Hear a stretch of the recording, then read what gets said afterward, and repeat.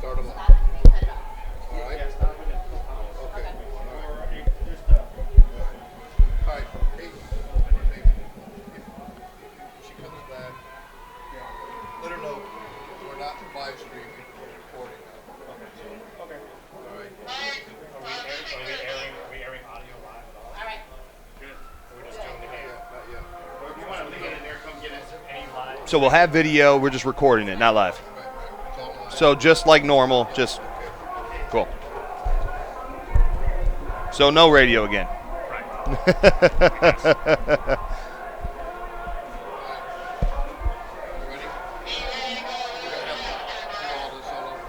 Okay.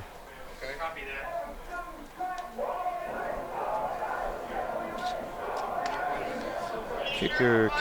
Kicker. Punter. Good evening, everybody. Thank you for joining us, and welcome to Game Night in the Region on the Region Sports Network, streaming worldwide on the internet at facebook.com/Region Sports and regionsports.com. We come to you tonight from Demery Stadium at Merrillville High School. The Region Sports Network presents the RSN number 1 Merrillville Pirates taking on the RSN number 7 Hobart Brickies. I'm Scott Sudikoff. I'll have the play-by-play for tonight's game.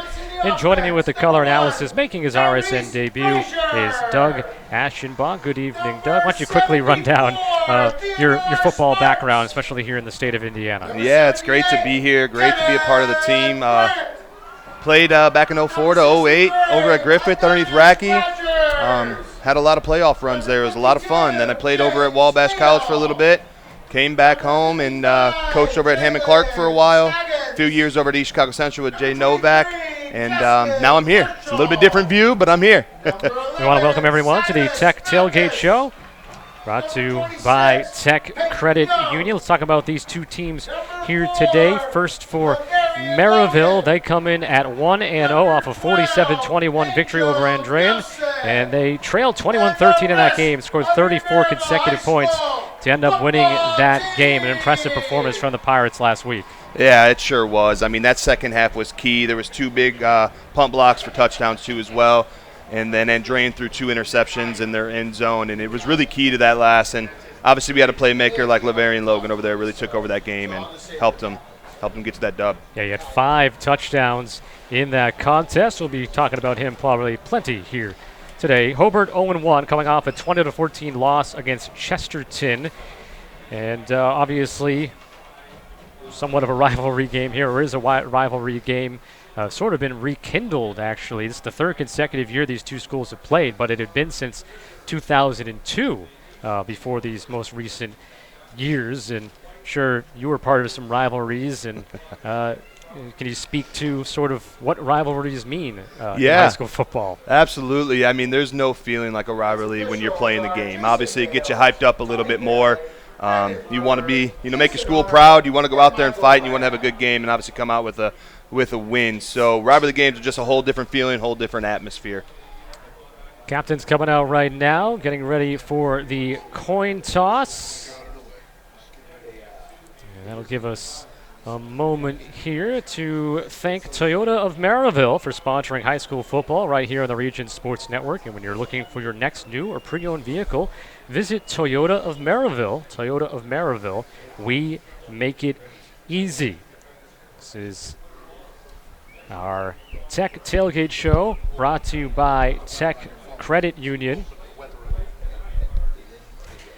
And it's a warm one here, I believe, Doug. We don't believe. It definitely is. I've got it at 86 degrees, as do you, and mostly blue skies overhead. The Friday night forecast is brought to you by our friends at Economy Electric Heating and Cooling. As I said, tonight's forecast 86 degrees and sunny as this game gets going. It's going to drop into the 70s and be pretty clear as this one moves on. That's the game night forecast, brought to you by Economy Electric Heating and Cooling, keeping you cool in the summer and cozy in the winter. So on this coin toss, it appears that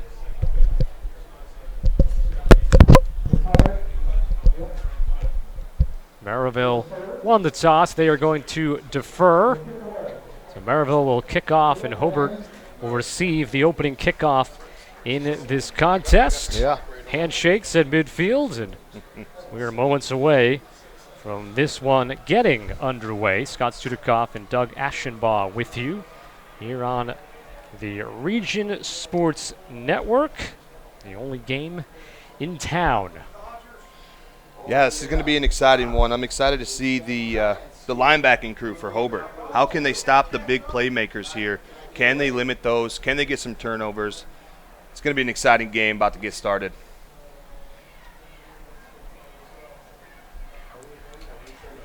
Merrillville setting up for the opening kickoff. It'll be Jaden Alvarez, a 6', 180-pound senior who does most of the kicking for this Merrillville team. And gonna have a pair back deep for Hobart to receive this opening kick. Trey Gibson. And also back there is Luke Abbott for the Brickies. Celebrated senior night here today. Nice crowd on hand. Some senior days around the country and all sports maybe happening early than you normally would. You can read into that as however way you'd like. And it's a packed one, too, as well. This Merrillville bleachers are packed. It's going to be an exciting atmosphere, going to be loud, and excited for this kickoff to get going and getting football back in the region. Getting ready to start.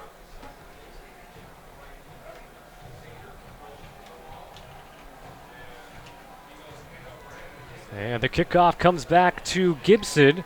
Catches it at the 4-yard line.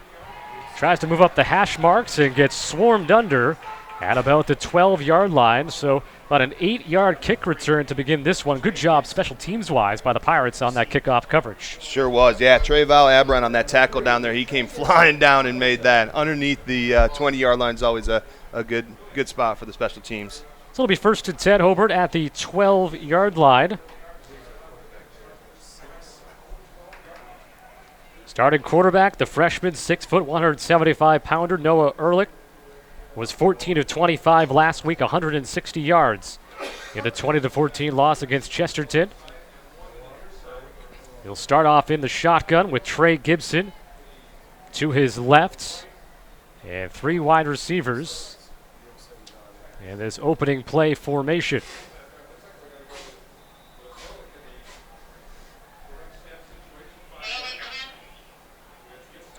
They'll give to Gibson. Bouncing off to the right side, forced out of bounds, shy of the 15. Looked like he only picks up 1 yard on this opening play of the game. Yeah, the big boy over there, 78, obviously Kenneth Grant over there. He made an amazing play coming down the line. Cornerbacks came up. Had no choice at that point in time. He had nowhere else to go. How about Kenneth Grant last week? He blocked a couple of kicks and was able to return one for a touchdown.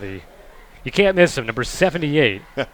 Nose guard, 6'4", 345 pounds for the Pirates. Officially, it was a 1-yard gain, 2nd and 9 from the 13 for the Brickies. Pistol formation this time. Ehrlich looking left and will dump it off to Gibson. Gibson contacted at the 20-yard line and stopped shy right there, about 3 yards shy of the first down marker. Yeah, the halfback swing coming out of the back right there was smart. They seen the linebackers that were crashing last play. Knew exactly where to go. Gained some good yardage on that and that halfback swing pass out there. Looks like it'll be 3rd down and a long 3 for Hobart, with the ball spotted on the far hash mark. Gibson last week running the football, 24 carries for 93 yards and a pair of touchdowns. He'll move to the left of Ehrlich in the shotgun position. Quick trigger throw is bobbled and then knocked away. Incomplete pass coming up with the pass breakup. Appeared to be number 3, Rondell Laniker, the inside linebacker who was able to knock it free. Yeah, and that was a tight end out there by number 81. You know, he had his hands on the ball. It was a good read. Just unfortunately dropped that ball in there. That was an easy first down, but moving on here to 4th down is a big stop by Merrillville's defense.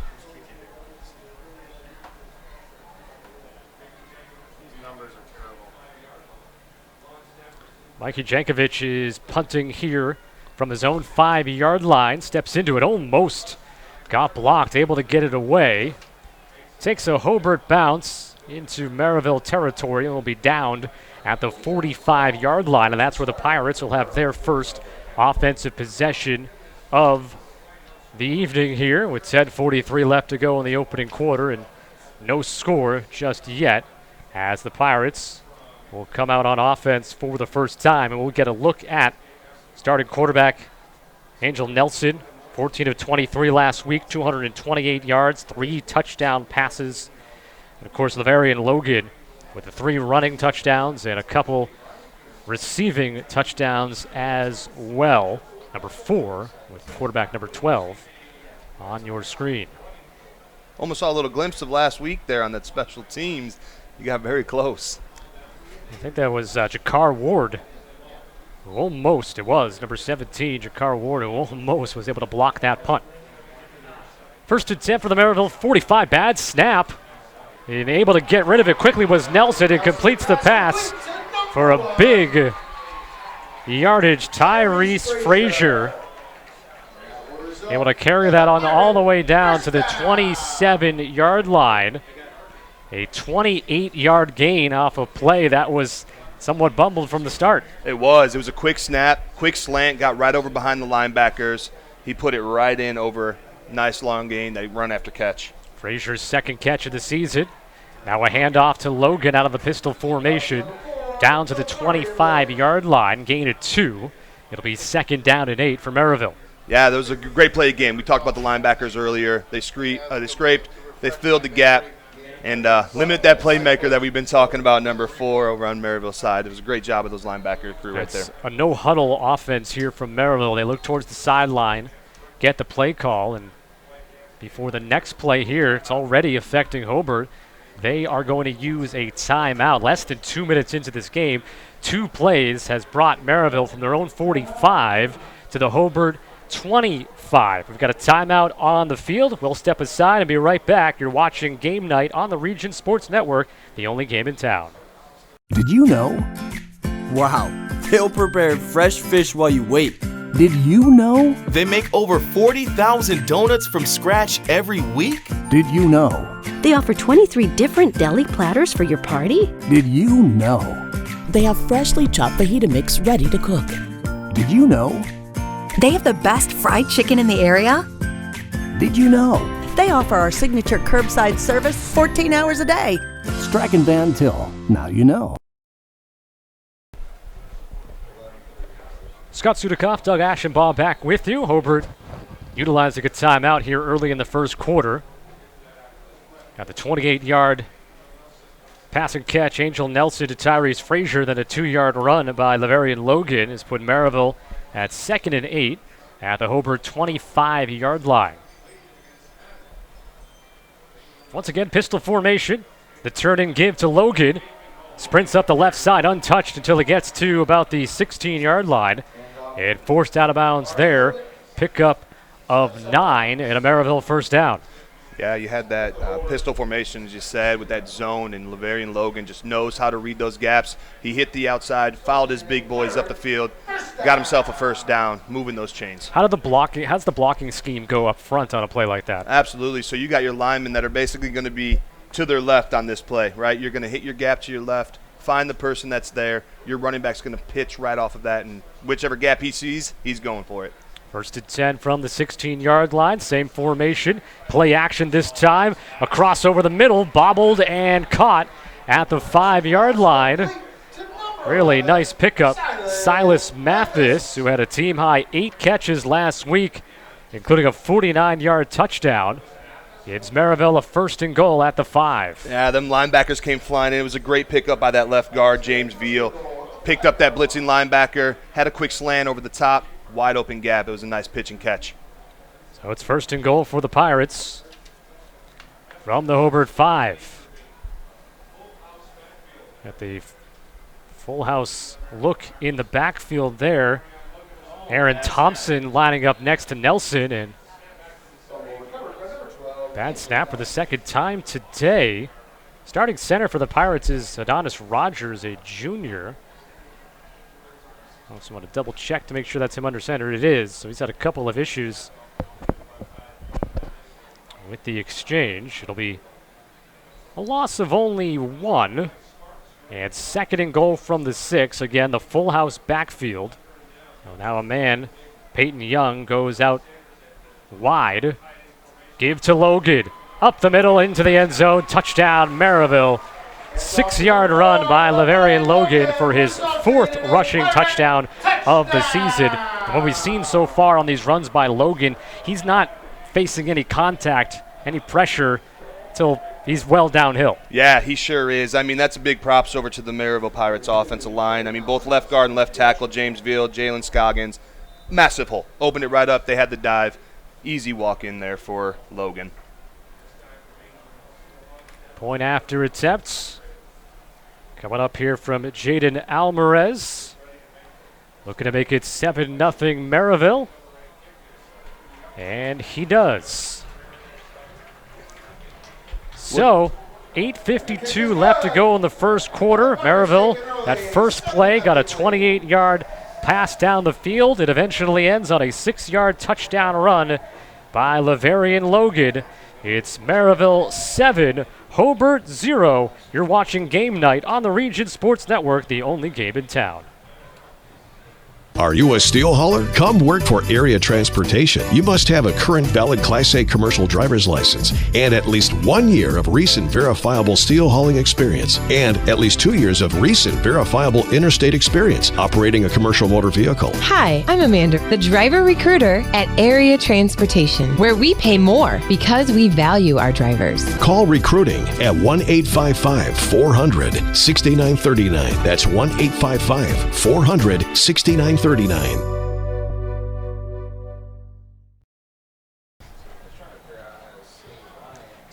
Merrillville. 8:52 left to go in the first quarter. Their drive capped on a 6-yard touchdown run by Laverian Logan a few moments ago. The big play of the drive, though, was the first play. They started at their own 45, had a bad snap. Angel Nelson was able to corral it and then quickly got off a pass to Tyrese Frazier, caught it around the 50-yard line, and then was able to carry it all the way down inside the 35 of Hobart for that big first play. This kickoff will go out of bounds, so the flag will fly.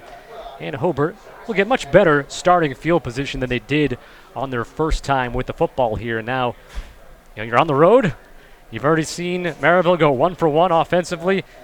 It's not necessarily that you need to score, but maybe get a couple of first downs and get some positive momentum going. Absolutely, yeah. Getting a long drive here, eat some clock up. Obviously, you're going to open up your playbook a little bit more where you were at for your first drive. So we should see a little bit more opening up the playbook, seeing what takes place, but controlling that clock here. Take away some time, get some first downs. It's going to be a real good drive here by Hobart. So the ball will be spotted at the 35-yard line after the kick out of bounds. Hobart head coach is Craig Osika, 4th year, has a 29-10 record. Hobart, the last 2 seasons, 11-3 in both campaigns. Made a deep playoff run last season. They'll start off in the pistol with Gibson behind Ehrlich. That man in motion was Jankovic. It'll be Gibson, hit in the backfield, but able to muscle his way across the line of scrimmage and gain 1 yard. Yeah, you had that motion came over from Jankovic that you saw there, trying to get the linebackers to keep his eye on him. Hit it with the dive to the left. Unfortunately, just ran out a little bit of room. Them linebackers scraped pretty well, filled that gap. Got about less than a yard or a yard so on that play. We'll call it 1 here. 2nd down and 9 from the 36. Gibson, a 6-foot, 200-pound junior running back. Once again, the same formation, 2 wide receivers to the top side. Ehrlich looking to that left side, throws it over the middle. Good pass and catch, and that should be a first down. It will be. 10 yards on the play. Jankovic with the catch. Took a big hit, but was able to hang on. He did. You had 2 drag routes basically taken. They see how aggressive those linebackers been playing for Merrillville. Run 2 drag routes at separate levels. Opened up Jankovic on the backside. Wide open, first down. This is what we were talking about. Move those chains, control that clock. Yep, get that first down of the evening to the Brickies here and give themselves some more breathing room. As it's spotted at their own 46.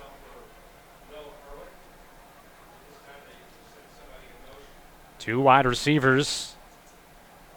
Up the middle, it's Gibson. He's cut down at the 49, but a good burst of speed from him to pick up 3. Yeah, Gibson right there with 3. I mean, hey, 3 yards is better than what we've been seeing with that running game. I think the offensive line's starting to come up, opened up a nice gap there. 3 yards, control that clock, and we should see the run game a little bit more here as they continue to chew up the clock here. Merrillville is able to cause defensively 3 turnovers last week. Couple of interceptions, both from Philip Roche. Had a fumble forced by Devin Jarrett that was recovered by Marshall, and they're in the backfield. A big defensive play for the Pirates. Got 3 different defenders that swarm. It looked like Jordan McGee got most of that hit. Number 90 in purple. Fumble on that, snap. That's obviously going to throw everything off, and the Merrillville Pirates swarmed it. They were eyes on the ball. They were getting to it. Again, getting back to that run game I think is going to be key here for Hobart. Open up that pass game that you had. Make them linebackers commit to that run game. Open up behind them. I think it's going to be key here, and hopefully we're going to see a little bit more here of that run game. That was a 7-yard loss. So it'll be 3rd and 14. Have to get the football to the Merrillville 44. Ehrlich trying to throw for it, and he overshoots his intended target, but there was pretty good blanket coverage on him. A couple of guys, as that was intended for Luke Abbott. He did. They had the right idea, right? Attack that middle of the field that we're seeing. Attack it. Unfortunately, it was just a little bit overthrown into double coverage. Didn't come down with it. Now we're obviously seeing a punt here. You had Tyrese Frazier and Merrill Tyler, who were there on the coverage, the double team. So after that initial first down, you had the positive play on 1st and 10, got 3 from Gibson, but the fumble and the loss of 7 puts a damper on that drive. And now for the second time, Jankovic will punt. Caught at the 27-yard line by Marshall, and a great return for Justin Marshall. Gets it out across midfield to the 47-yard line of Hobart. Yeah, great job moving his feet. Broke a couple tackles there, putting Merrillville again in some great field position. Open up the playbook here. Let's see what Merrillville got.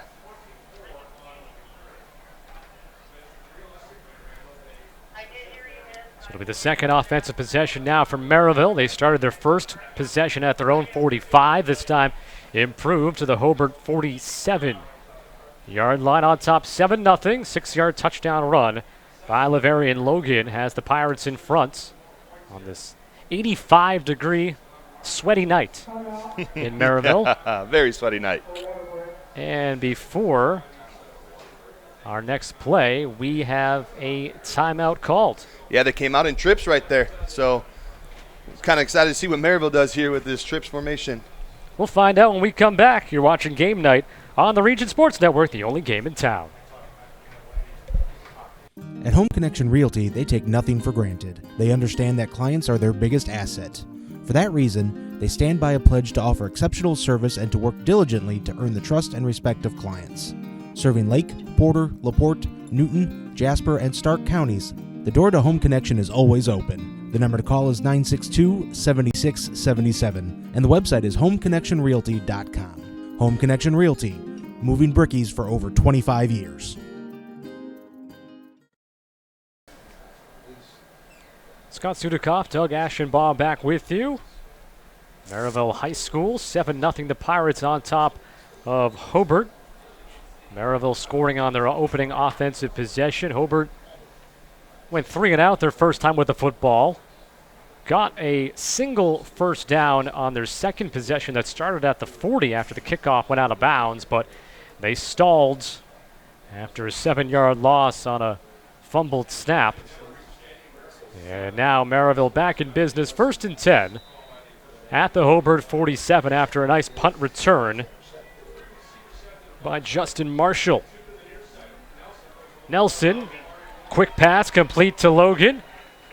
Dives across the 40 to the Hobart 39, a gain of 8. Yeah, they went empty there, and they put Logan, they brought him out, shot with a quick screen, get that ball in his hands quick, cut up field off some blocks. So, and now they'll hand it to Logan. Slides out of a ankle tackle and able to reach and get the first down, pickup of 3, and the chains will move for the Pirates. Started in that wide again, all 5 receivers, brought Logan back in, hit the right side gap. Unfortunately, right, them linebackers outnumbered him there. So the ball will be spotted at the 36-yard line of the Brickies. Logan remains in the backfield, pistol formation. Top of the formation, wide receiver is Frazier. Logan, and again, after contact, he's able to push forward, get a couple. It looked like Hobart defensively could stand him up at the line of scrimmage, but Logan too strong. Yeah, Ray Flores, 44 for Hobart there, got in. Linebacking crew again that we've been talking about. Stopped him at the line. He broke off a little bit, but slowing him down is going to be key regardless. Allow the rest of the team to come make that play. Gain it 2. 2nd and 8 from the 34.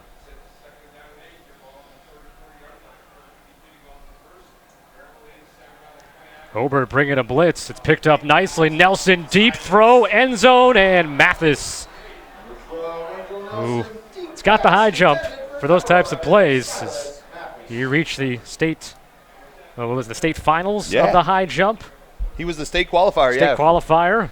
So they tried to use that ability on that play in the end zone, but a little too high for Mathis to handle. It'll be 3rd down and 8, but it's a nice, crisp throw from Nelson. Tight spiral. It's got a strong arm. Sure was. I mean, we saw the hops that Mathis has right there. Unfortunately, just right through his hands. Let's see what Merrillville can do here on 3rd down and 8. First down markers at the 26.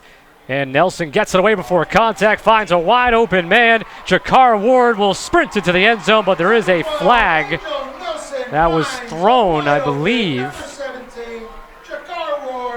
At least I saw an official reaching I sure did too for as well. A flag, but I don't see it on the field, so maybe he decided against it. It almost looked like a little pick. We had 2 drags that came off the center of the field. One came from the opposite side field that ref reached inside, but unfortunately he didn't throw it. Yeah, unfortunately for Hobart, I could swear, saw right in the middle of the field reaching for a flag, but decided against it, so it ends up being a touchdown catch and run from Jakar Ward. And now Jaden Alvarez looking to make it 14-0. And he does. 14-0, the Pirates leading after the Jakar Ward touchdown catch of about what was it, 30? I think it was 35 yards. We'll get the official number when we can in a moment here. 14-0 Merrillville. So we will step aside and we'll come back. You're watching Game Night on the Region Sports Network, the only game in town. Ethos Dental Group in Munster, Crown Point, and Cedar Lake offers a full scope of general and cosmetic dentistry with expertise ranging from porcelain veneers to dental implants, crowns, and bridges. At Ethos Dental Group, you're assured that Dr. Stojkovic and Associates utilize the latest in technology. Ethos Dental Group would like to join you in welcoming Dr. Emily Hansen to their team. Check out ethosdentalgroup.com or call 219-595-3432 to schedule an appointment. Ethos Dental Group, Munster, Crown Point, and Cedar Lake.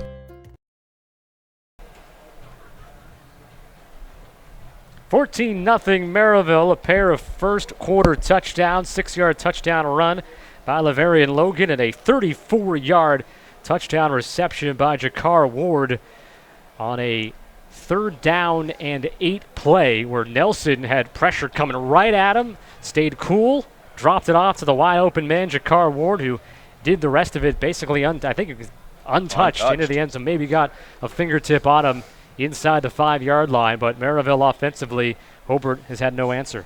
Yeah, they're looking really good on offense right now. 3rd kickoff. Gibson catches it at the 8-yard line. Cutting across the field, trying to get to the wide side. And a good return by Gibson. We brought down at the 37.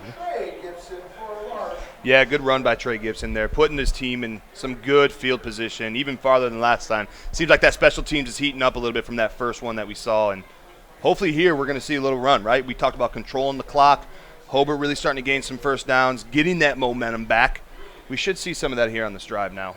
47th all-time meeting between these two schools, third consecutive year, but it had been since 2002. Before these last three matchups, Hobart leads 28-17 with one tie. Mixed in, Merrillville has won 4 consecutive. Of course, 2 of those 4 come all the way back in the early 2000s, so can't draw too much out of that. Play action, Ehrlich throws low and incomplete. Probably wasn't going to get much anyways, with 3 Pirate defenders swarming on the intended receiver, Luke Abbott. Saw some play action there.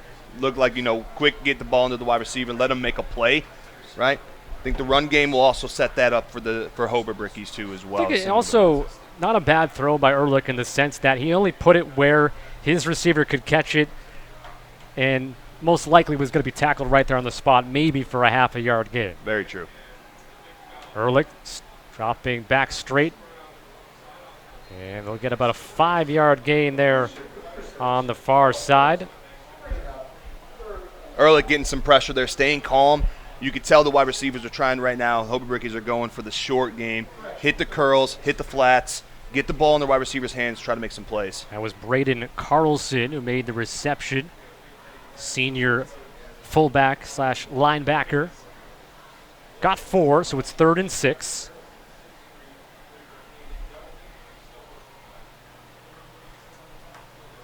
Gibson sheds one tackler, got to the sideline, and looks like he was able to get to the first down marker before going out of bounds.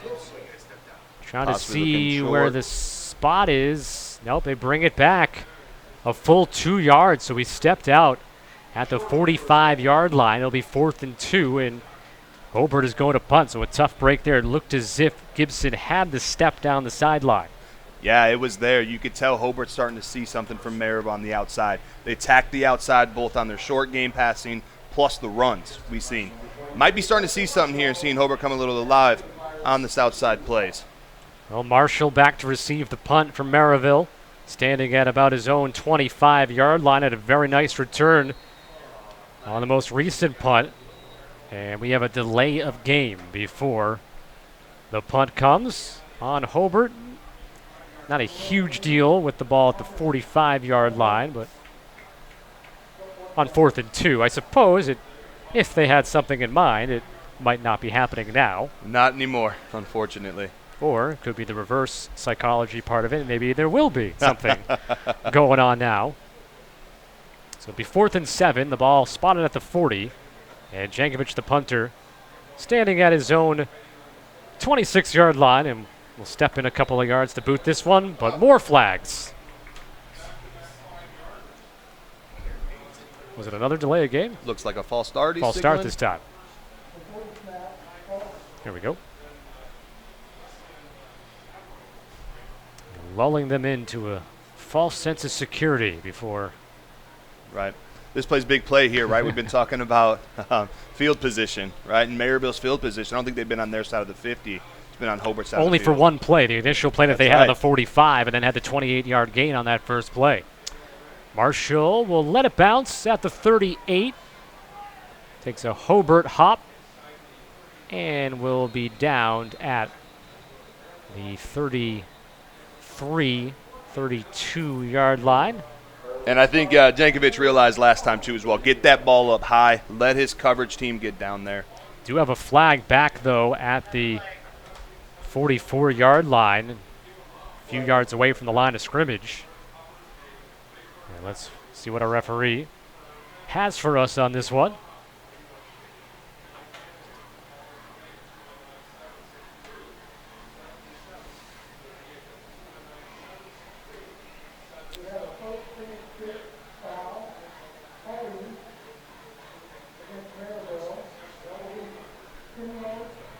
After the kick, a holding by Merrillville. So there it is. It's going to move the ball back another 10 yards. Well, we talked about field position, right? And last time we were talking about Merrillville being on their side. Well, we're going to see what they can do now here. Longer field to go. See what they come out here and bring. Last time, short field is a little tough for Hobart. But here we go. Here's where the defense starts gaining some momentum. See what the Hobart defense can do. 6-yard touchdown run by Logan.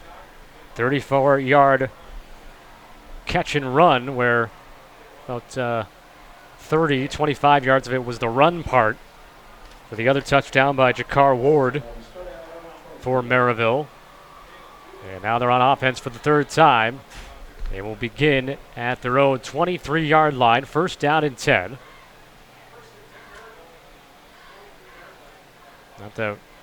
Not that these teams are looking too far ahead, of course, but Merrillville next week at Crown Point in a conference game.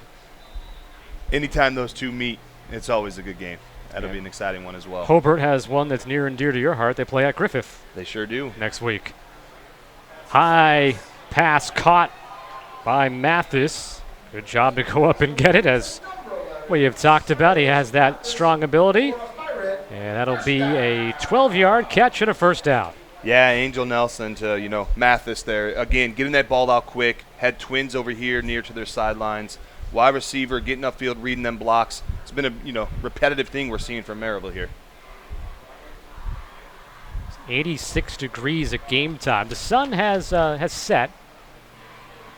What is the heat is lingering, especially here in the press box, where most of the windows are not. As this goes up the middle, Logan on the run to the 49. Yeah, 12. We had a dive there again. That the Merrillville Pirates offensive line are doing an amazing job for Logan. Open up some very wide holes, easy for Logan to choose where he wants to go, and he's hitting the holes hard. Another first down of the 49-yard line, just shy of midfield. Midfield for the Pirates. Under head coach Brad Cease in his 7th year as a 42 and 28 record. 22-4 now over the last 3 seasons with the win last week. Logan sidesteps one tackler, lowers the shoulder, gets across midfield as he's brought down by 3 or 4 different white uniforms. Yeah, there was a bunch again. We talked about the linebacking crew earlier, and them scraping here and reading is going to be key. They did that there. 2-yard gain only on that halfback sweep play, and that was a great job by the linebacking crew. Very quick back over the football are the Pirates, as they'll check with me back to the sideline to see what play they want to run. Seen a lot of wing from Merrillville, too, as well. They're getting that wing out there to help on the edge. Play action off the pistol formation. Going for it all is Nelson, but overshoots his receiver by 5 yards. That was Jakar Ward. Yeah, and he just missed Mathis. Mathis was wide open down here on Merrillville's sideline, waving his hands like crazy. But that was some very good coverage over there. Those athletes here on Cody Johnson for Hobart, great coverage over there. Man-to-man, made him overthrow it, and that's what we're going to continue to need to see from Hobart to stop this passing game from Merrillville. 3rd down and 8. Last time it was 3rd down and 8. Merrillville threw 34 yards for a touchdown. Hobart would very much like to force a punt for the first time today. Yeah, we're seeing a 3-3-5 here from Hobart.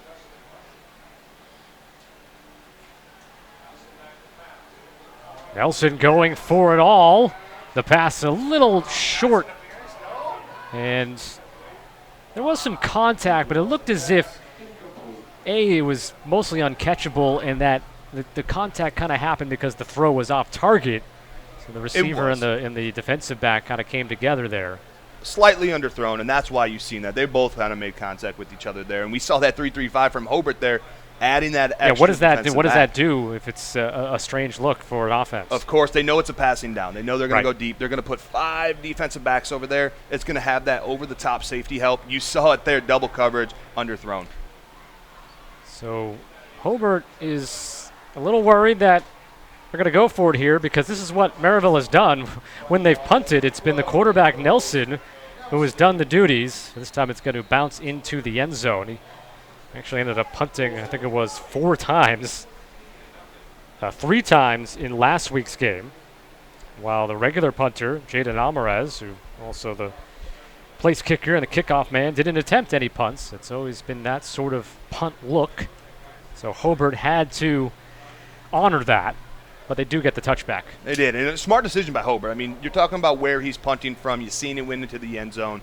They know, hey, if we go back there and catch it, we may have a little bit less field position versus let's play that fake and make sure we're safe. So Hobart defensively able to stop Merrillville for the first time today. It'll be 1st and 10, Brickies at their own 20, down 14-0.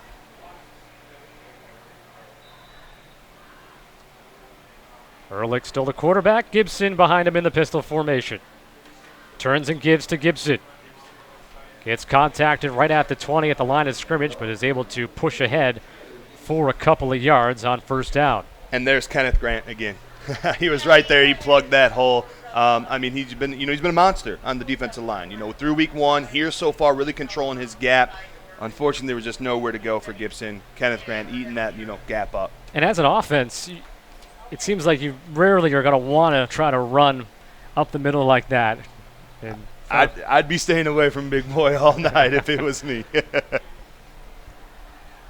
Second down and 9. I only gave him 1, actually. Ball spotted at the 21. Ehrlich straight back. Will dump it off for Gibson, but he couldn't hang on to it. There is a flag down. Defensively in the area there was Tajon Spann, who Gibson may have heard his footsteps. Let's see what the flag is.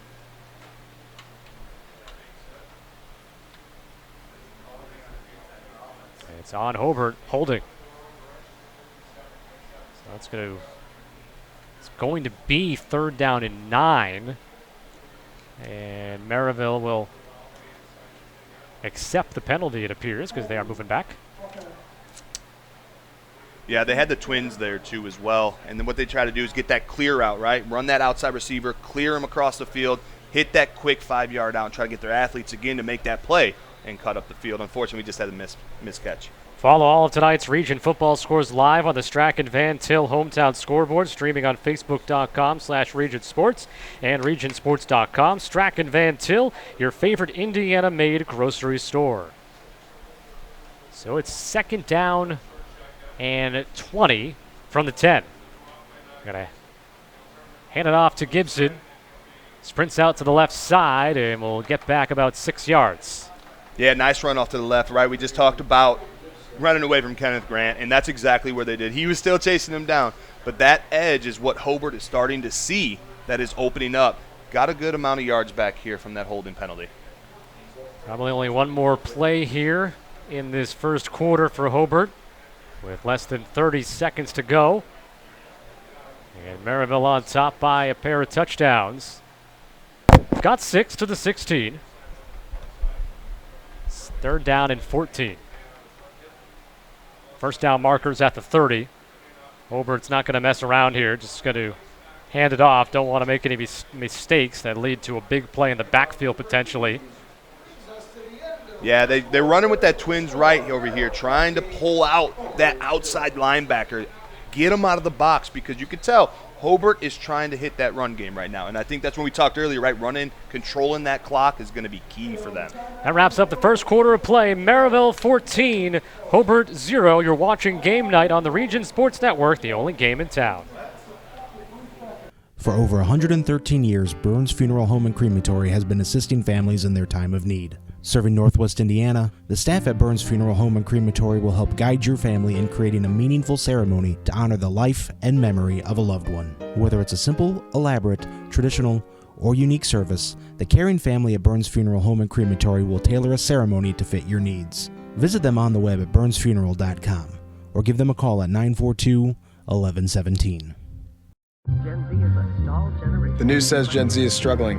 I've got news for them. I wait tables, but last week I built a field hospital. I put out a forest fire. I stopped 1,000 attackers. And a natural disaster. I've saved lives. And led a team on patrol. I serve. Well, I go to school full-time. While I work full-time.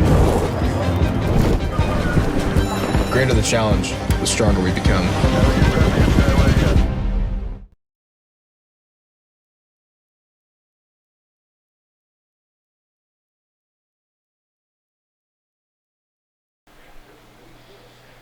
It's Scott Sudakoff, Doug Ashenbaugh with you, and we're back here, and we're still in the first quarter. I don't know what happened.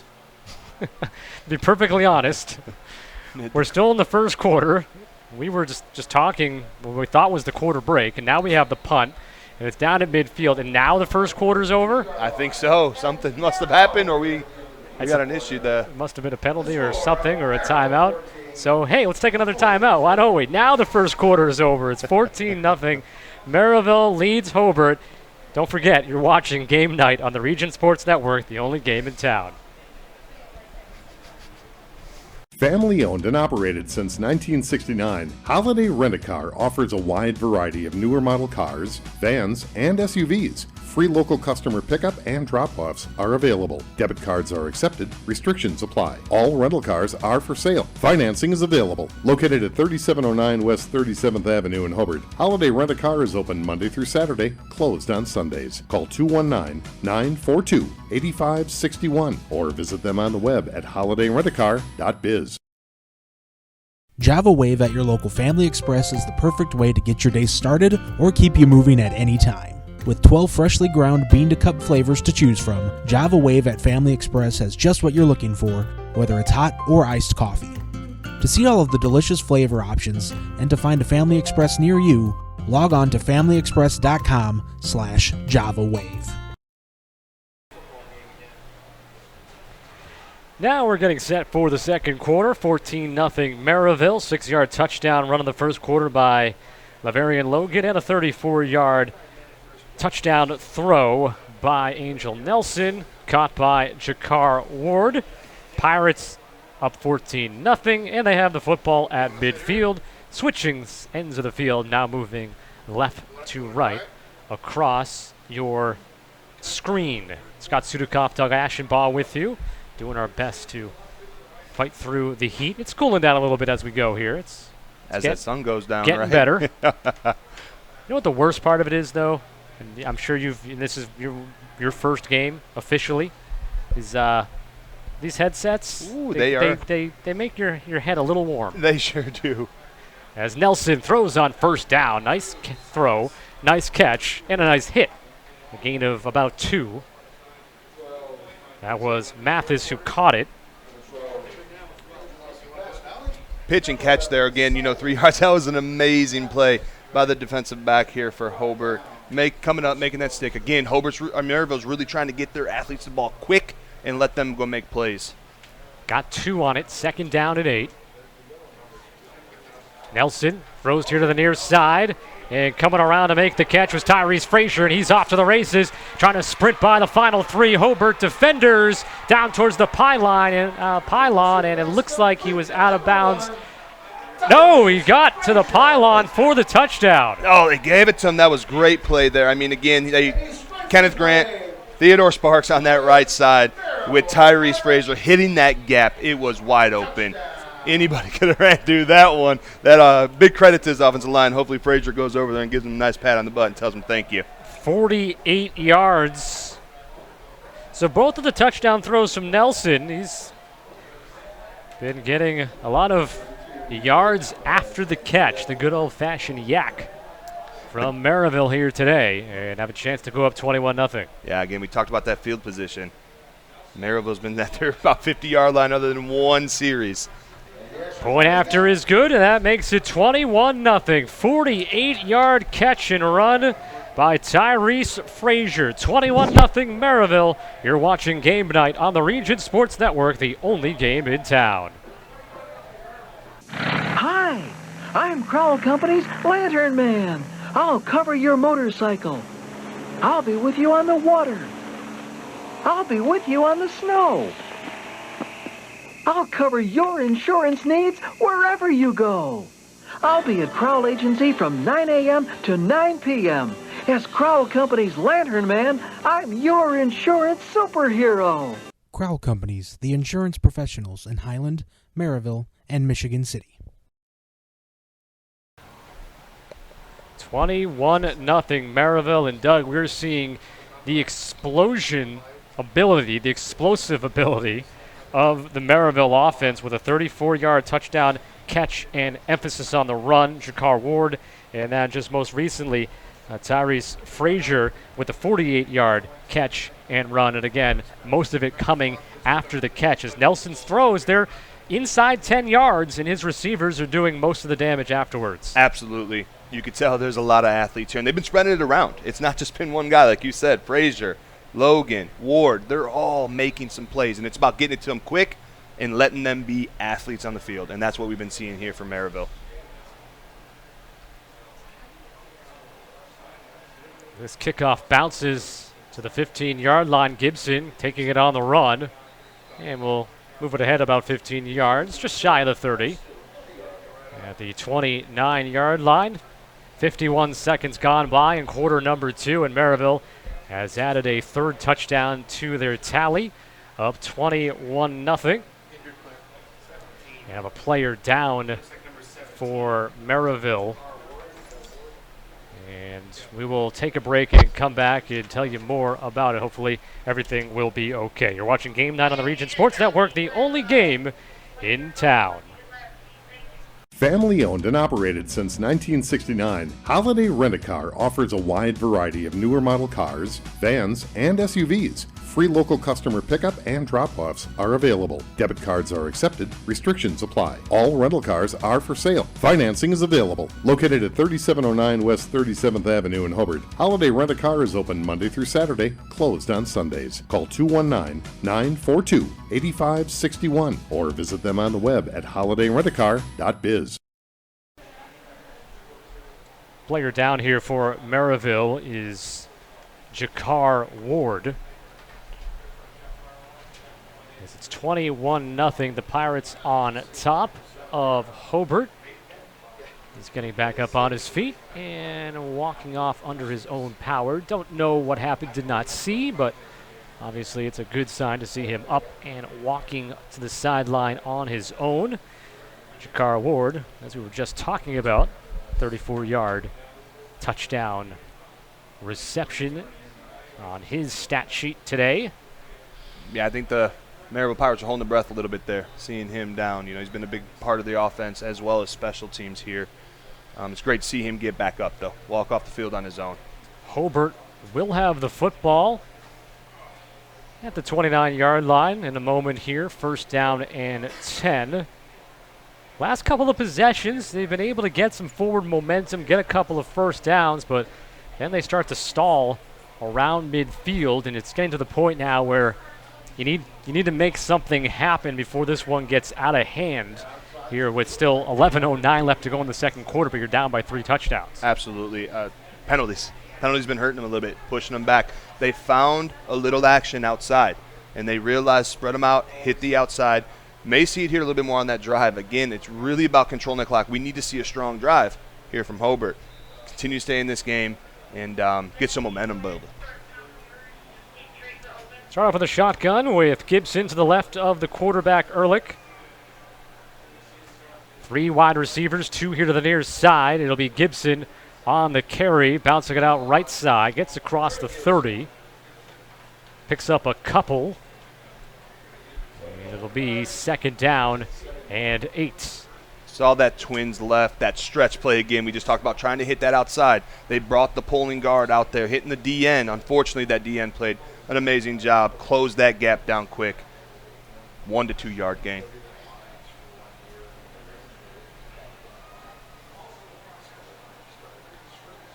Move to the pistol formation this time. Still Gibson in the backfield.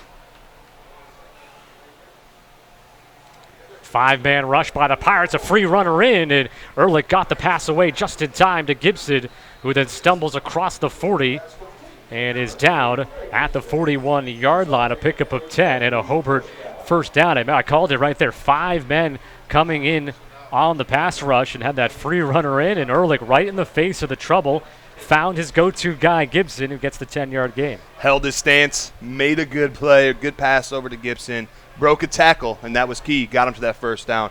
But again, they had that clear out. They had that wide receiver on the top of the field, cleared him out. Gibson right underneath was wide open. Just a tough pass with a lot of guys in your face. First and 10 from the 41. Now you have Ehrlich surrounded in the backfield. It's Gibson. Breaks through some contact, 10 yards, 15 yards, and more to the 40-yard line of Merrillville. A gain of 19 for Trey Gibson. So back-to-back big plays brought to you by the junior Gibson. Gibson coming alive. We went to a more balanced backfield that you saw there.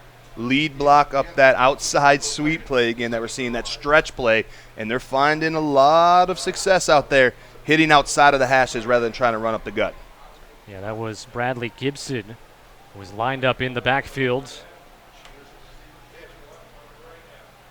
And nowhere to go this time for Gibson. It's a loss of 3, and making the play, senior defensive end Jordan McGee, 6 feet, 235 pounds, for the loss of 3 yards. Amazing play by Jordan there. He cut outside, right back inside, right underneath that tackle, knew that play was going to the right again, made the play in the back, right? They're trying to hit that stretch play again, Hobart, trying to find that success and continue to keep it going. 2nd and 13. Braden Carlson in the backfield next to the quarterback Ehrlich. Ehrlich pump fakes, rolls right, dumps it off again, complete. Another catch for Gibson, just across the 40 to the 39-yard line. Able to get back some of that yardage. It'll be 3rd down and 7. Ball spotted at the 39 with the marker for the first down at the 32. Yeah, we saw that pistol, offset eye, that running back again coming out of that backfield. They've been finding a lot of success outside of the hashes. Nice little sweep play out there, 5-yard gain or so, 3-yard gain. Going to continue to see in that short game. This is a big 3rd down conversion opportunity for Hobart, something that they desperately need. Ehrlich, straight back drop and throws it over the middle, but well behind his target there. That was cutting across the middle, Cody Johnston. And now it's 4th down. Yeah, Johnston was wide open there. Unfortunately, it was just a little bit behind him. He had some green, too, in front of him if he caught that ball.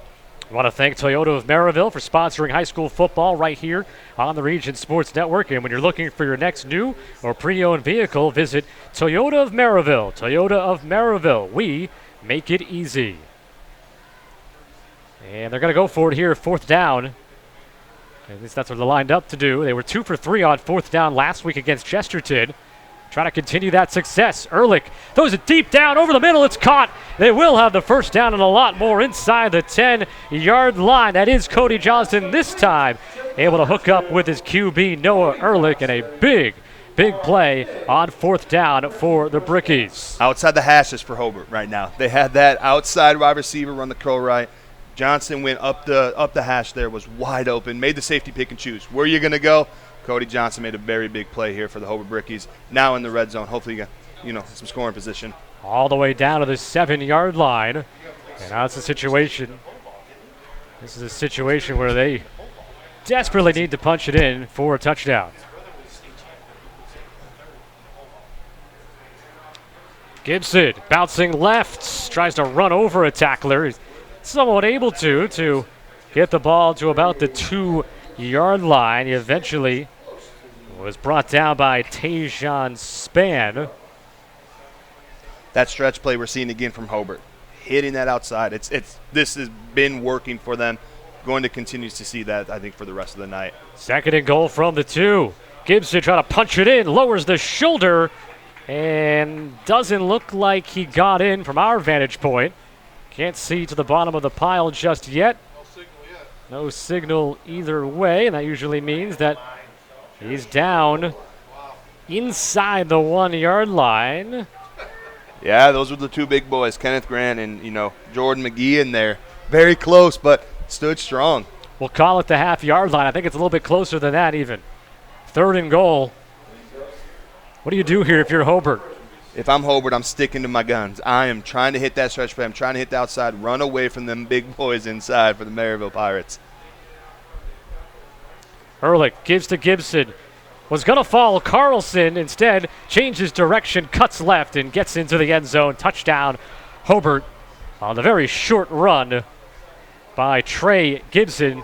And it sure makes sense that he's the guy who ends up punching it in, as he did most of the damage getting down the field. Great vision by Gibson. They've been setting up that stretch play all night. He made a perfect cut.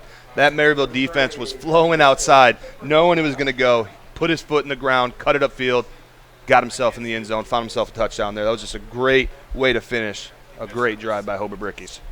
So Gibson's third touchdown run of the season. And a big score here in the second quarter for Hobart. And the point after by Mikey Jankovic is up and good. So a big score from Hobart. The touchdown run by Trey Gibson. 21-7 Merrillville. You're watching Game Night on the Region Sports Network, the only game in town. With electrical services from Economy Electric Heating and Cooling, you can radiate the perfect amount of light and energy into your home. From rewiring and code upgrades to ceiling fans, lighting, security, and more, Economy Electric Heating and Cooling's trained electricians will make sure you can enjoy your home on full power all the time. For a free estimate on electrical work, call Economy Electric Heating and Cooling at 219-923-4441, and you can visit them on the web at 4ajobdoneright.com. That's the number 4ajobdoneright.com.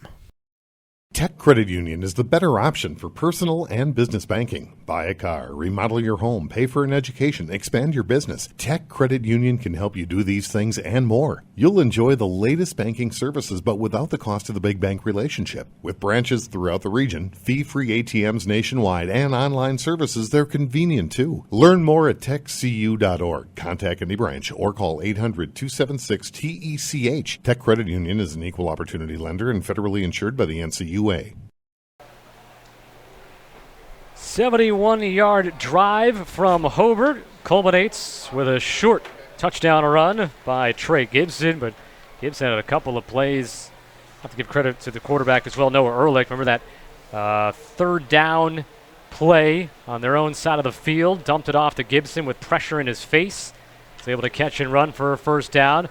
Gibson added a couple of big runs as well, and then, of course, the very short touchdown scamper. Can't really call it a scamper, I guess, if it's less than a yard, but got into the end zone, and now it's 21-7. So Hobart giving themselves some life here, middle of the second quarter. Yeah, they sure did. And, big props to the big boys up front for Hobart Brickies. They did an amazing job there. They hit the run play many times, and the offensive line for the Hobart Brickies really showed up that drive. Big reason why they finished it with the touchdown. Hobart deploying the short kickoff there. Because to me, that would show that they're worried about the kick return game of Merrillville, and that ends up being Frazier, who is down at the 39-yard line. First down coming up for Merrillville. Of course, that's a kind of kick, too, as well, that can spark some momentum. One bobble, your team comes down and recovers. It's great. Keep it away from the athletes out back that have been driving that ball and getting some really good kick returns here in this game. At the conclusion of tonight's game, we'll name the Crowell Company's Lantern Man Superhero of the game. Crowell Companies, they have offices open from 9 to 7, 9 a.m. to 7 p.m. Monday through Friday, and Saturdays till 2 in Highland, Merrillville, and Michigan City. First down play. And a short gain for Laverian Logan to the 42. Give him 3, so slightly more than short, I'd say. You'll take 3 yards most of the time, especially on first down. Yeah, any positive yards are going to be great. That was a little misdirection there, but them linebackers again played filling those gaps, looking at their reads, not letting that misdirection take them to the opposite side of the ball. So it's second down and 7. Nelson fakes the handoff and will launch it deep. He has a man open. Silas Mathis, catch, run, touchdown, Pirates. 58 yards from Nelson to Mathis. A flag, though, thrown in the backfield. But after the play kind of ended, it's a holding call, and that's coming all the way back. Coming on back, yes. Maybe that flag, maybe he picked it up and moved it. I believe he did. Okay, that's what I saw. Where the hold was taking place. Out of the corner of my eye. So wipe away the 58-yard touchdown, and it's holding on Merrillville. That was, that was taking away Hobart's momentum they built up from that last drive, and Mathis's speed right there showed, right? Down the center of the field, right on that hash mark, running it down. Unfortunately, a hold's calling it back. Hobart, hey, might spark this momentum and continue to keep it going. Connecting the first half and the second half of tonight's game, it's the Hose Connections halftime report presented by Hose Connections. proven under pressure. Great thing we talked about earlier, too, was Hobart controlling that clock. That drive did that. They took a lot of time off, right? Built their momentum back, sparked a lot of energy. Starting to see some things coming from Hobart as well as the defense. So the ball goes all the way back to the 29 after the holding penalty, so it's going to be 2nd down and 20. Quick dump to Logan. Runs into his own tee. Another flag comes flying in from the defensive backfield this time, as Logan was down at the 37, gained 8, but let's see what we have here. What does this usually indicate where that flag came from? It's tough to see. Sometimes you can see a holding, and that's what the play is. There it is. It's a holding right there. As the play was developing down the field. Yes, exactly. Right. Normally you see that when you get those swing passes coming out, your offensive linemen are going upfield because the ball was behind the line of scrimmage. You can see holding quite a bit when you see those type of plays. So if you're Hobart, this is exactly, I mean, you'd rather be stopping, defensively maybe on, your own plays, but you'll take the penalties against the offense because you get the touchdown, and now you continue to back Merrillville up. A couple of holding calls, and we'll see what it shakes out to be here, but it's going to be 2nd and pretty long. Negative yards or negative yards, either way you look at it, and this can really cause some big swing in the momentum here. While I have a moment here, stay with us after the game. We'll name the play of the game presented by IKORCC, the Indiana, Kentucky, Ohio Regional Council of Carpenters. So another holding call brings it back to the 27, and now it's 2nd and 22. So they end up losing 2 yards from the previous play, but obviously it was as the play was down the field, the holding penalty came. So the 1st down marker still at the 49. The original line of scrimmage was the 39. Logan, a little hesitation, looking for a hole to open up. Doesn't really happen for him, though. Gets 4. It'll be 3rd down and 18. Yeah, straight little stretch play there from Merrillville. Again, those scraping linebackers from Hobart are coming alive. They're hitting those gaps, they're watching their reads, and limiting those big run plays that we saw earlier in the game. Does Merrillville play it safe here, or do they have the confidence in their offense to make a big play here, 3rd and 18? You're up 21-7 at this point right now. Anything can happen with Merrillville with those athletes they got. Well, Nelson moves out of the pocket, throws with pressure coming, and he completes it beyond the sticks at midfield, and they will get the 1st down. Reception by O'Shawn Kelly. And that was a great deep out route that you saw there. He forced that corner to backpedal, put his foot in the ground, hit the sideline, and that was an amazing throw that you saw there by Angel, rolling out to the side, getting his hips back, connected on the sideline for a 1st down. So they needed 18, and they get 19, and that's got to hurt for Hobart. 1st and 10 at the Brickies 49-yard line.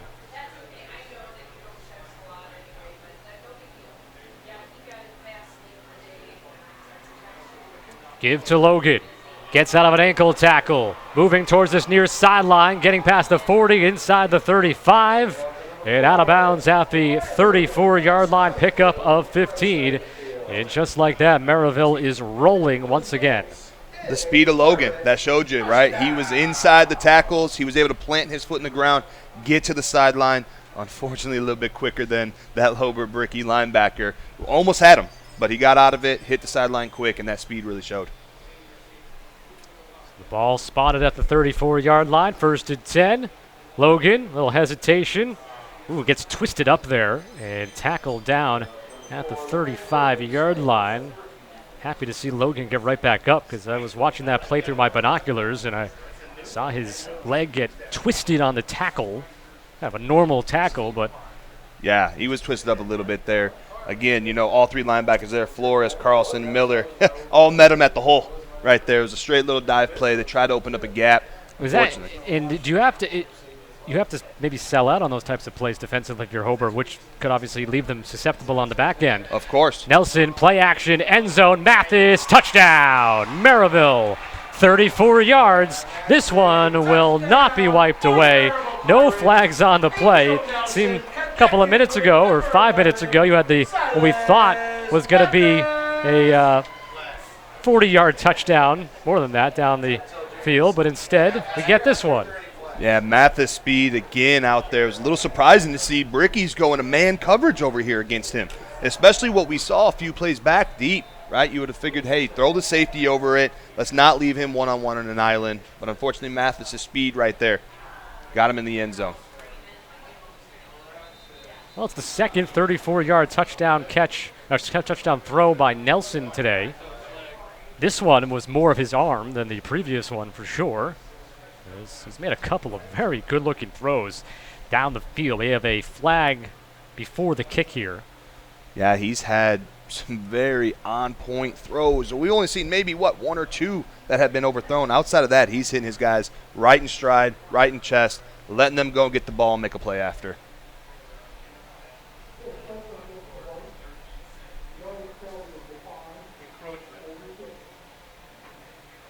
Encroachment. I didn't see, but the kick must have been missed. Yeah, it looked like they stopped it beforehand. Oh, okay. So now they will officially kick it through, and it makes it 28-7.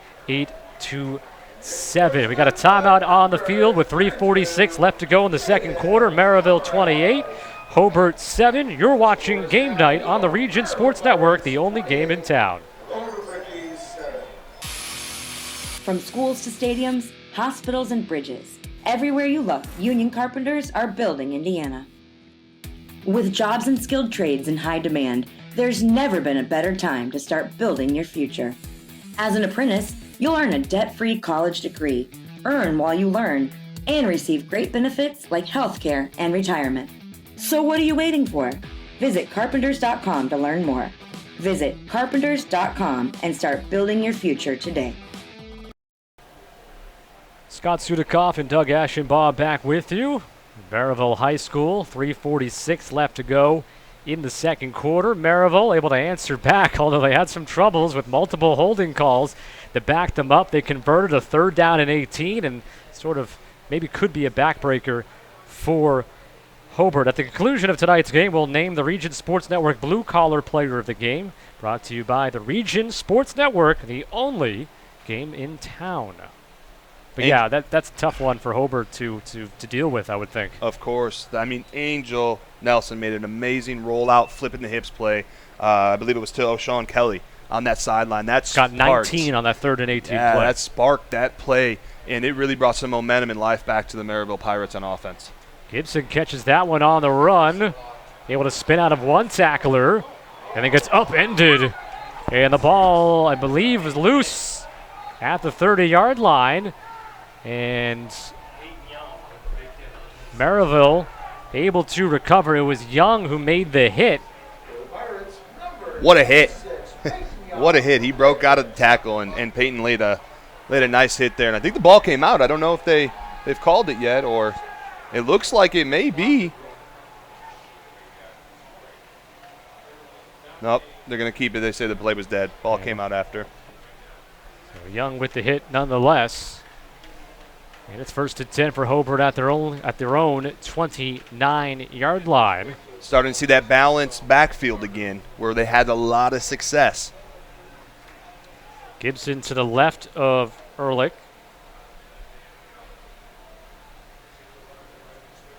He'll take the handoff. Trying to go to the short side and nothing doing. Maybe a yard. Merrillville may be seeing what they're doing here. They're still trying that stretch play. They had that pulling guard.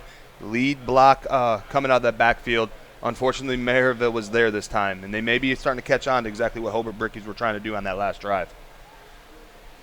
Got a yard, 2nd and 9, coming up on 3 minutes to play in the first half. It's 14-0 Merrillville after 1. Hobart getting on the board. Short touchdown run by Trey Gibson earlier here in the second quarter, but Merrillville answered. Despite being in a 3rd and 18 situation, we're able to convert and get a 1st down. On 2nd and 9, Hobart is able to convert with the throw and catch. Great play by Noah Erkler. Again, we're going to start seeing that passing game come alive here with 2 minutes and 47 seconds left. They got to get down there, get something quick. Bringing it to the 47. And the 1st down.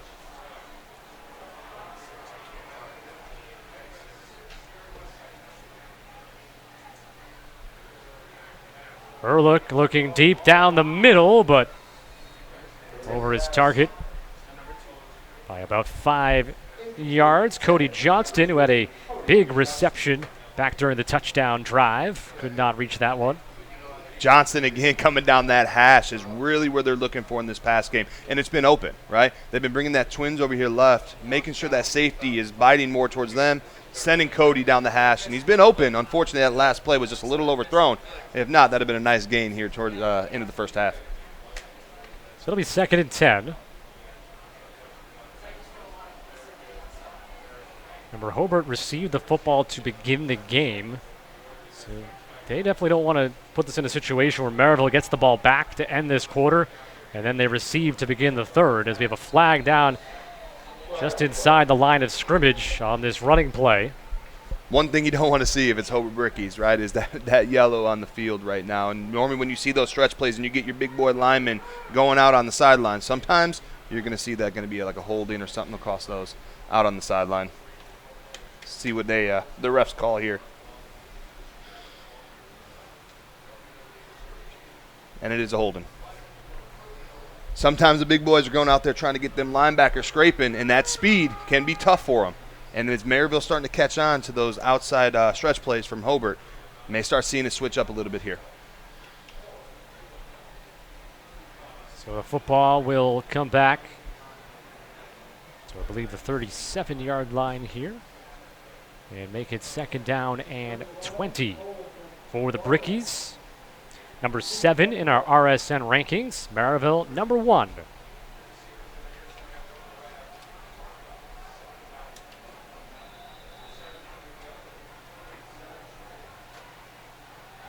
Ehrlich to throw. Getting away from Kenneth Grant there.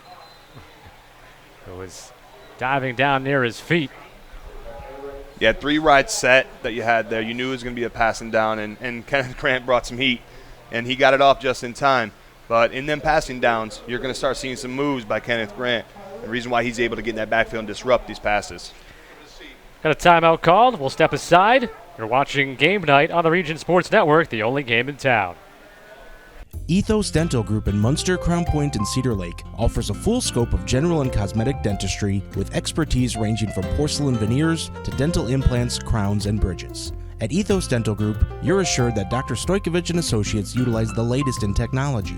Ethos Dental Group would like to join you in welcoming Dr. Emily Hansen to their team. Check out ethosdentalgroup.com or call 219-595-3432 to schedule an appointment. Ethos Dental Group, Munster, Crown Point, and Cedar Lake. Scott Sudakoff and Doug Ashenbaugh back with you. 2:05 left to go in quarter number 2, and it's Merrillville 28 and Hobart 7. As Hobart kind of put something together in this final drive, it would appear, of the first half, but they're going to be in a 3rd down and 18 situation, and I touched on this a few moments ago. Merrillville receives the football to begin the second half, and you're possibly putting Merrillville in a situation here for one of those, I call it the Bill Belichick special. Yes. Try to score the back-to-backs to end the offensive one coordinator half right and then come out the next half and get the football again and score another time. Offensive coordinator has a tough decision here. I mean, what do? It's 3rd and 18. Do you run it, try to run the clock out? Incomplete pass here and punting to Merrillville with about 2 minutes left is a little dangerous of a decision to do. Ehrlich will throw on 3rd and 18. The pocket collapses. He's going to use his legs and be brought down right at the line of scrimmage. And it looks like Merrillville is going to use a timeout here to save as much time as they can to do what I just alluded to with 1:55 left. Can't blame them. You got a chance to really put Hobart in the rearview mirror if you're able to score again, even if it's just a field goal before halftime. Any points right here is definitely going to be a tough position for Hobart, especially Merrillville, like you're saying, getting the ball at half or after half. They got the athletes. We've seen the big plays happen. See what Hobart or Merrillville brings here on the offense. I can tell you they're going to want to try to score and put another one in the end zone. Yeah, so this punt will be coming from about the 30-yard line of scrimmage the 40. So you would assume here, your best guess is that Merrillville is probably going to end up with the football somewhere at least around their 30-yard line to begin this next possession, of course, depending upon the kick and the return, obviously. Of course. Says the play-by-play guy, duh. Of course, and you're probably going to see, again, that speed where they're sending them down the field. You may see a big play here from Merrillville coming up. 47th all-time meeting between these two schools. Third consecutive year they've matched up, but outside of these last 3 years, it had been since the year 2002 that they were able to play. Yeah, and Hobart's up in that series, 28-17. 28-17 with one tie. With one tie. Which nobody likes. Nobody likes a tie, but Hobart's had they've happened. Had their number for a while. I mean, the past 4 has gone to Merrillville, but. Jankovic punting. Marshall, the man back deep, standing at his 25-yard line. And it's going to be angled out of bounds, and we'll see where the spot is. It's going to be around. Oh, it kicked out right beyond the 30-yard line. So it'll be at the 29. So all things considered for Hobart, not too bad in terms of the field position, but there's a minute 45 left. How many timeouts does Merrillville have? Of course, and he just missed that sideline there. You saw that bounce come back inside the 20. He just missed from keeping that in the playing field and really putting Merrillville back and making it a little bit more tougher for him here at this last drive before the half. We're pretty sure that Merrillville has exhausted their timeouts. I believe they have. But, again, minute 45 is still plenty to work with. Plenty of time when you got athletes that are fast.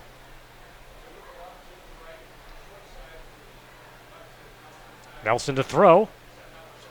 He'll dump over the middle. Logan, first down, more, 15 yards inside the 45 and down to the 46.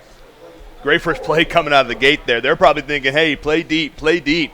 Just hit him with the screen, get the ball to Logan quick, let him choose which side of the field's best for him.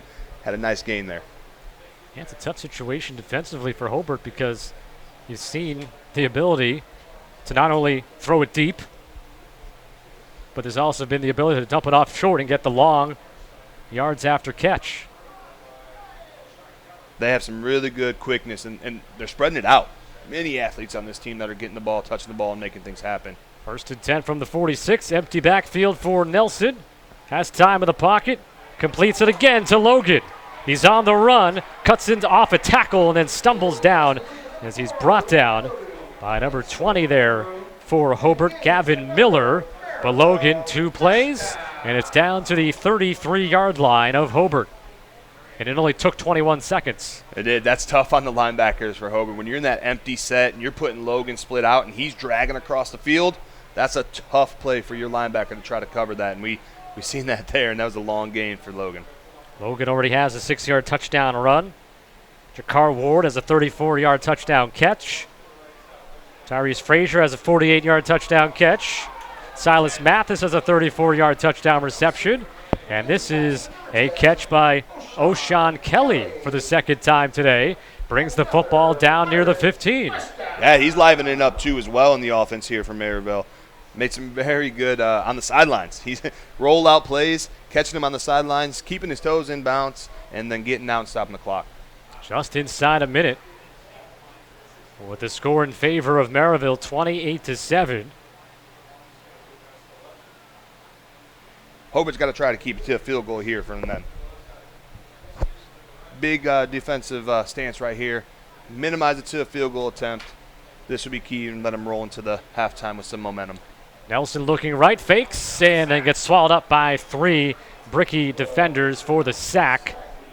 Looks like the main man in the middle there was Noah Miller, the junior DT, 6'3", 245 pounds. He's been making some noise tonight, though, too, as well. He's been in the trenches, making some good scrape plays, getting in the backfield, as you just saw there, too, as well.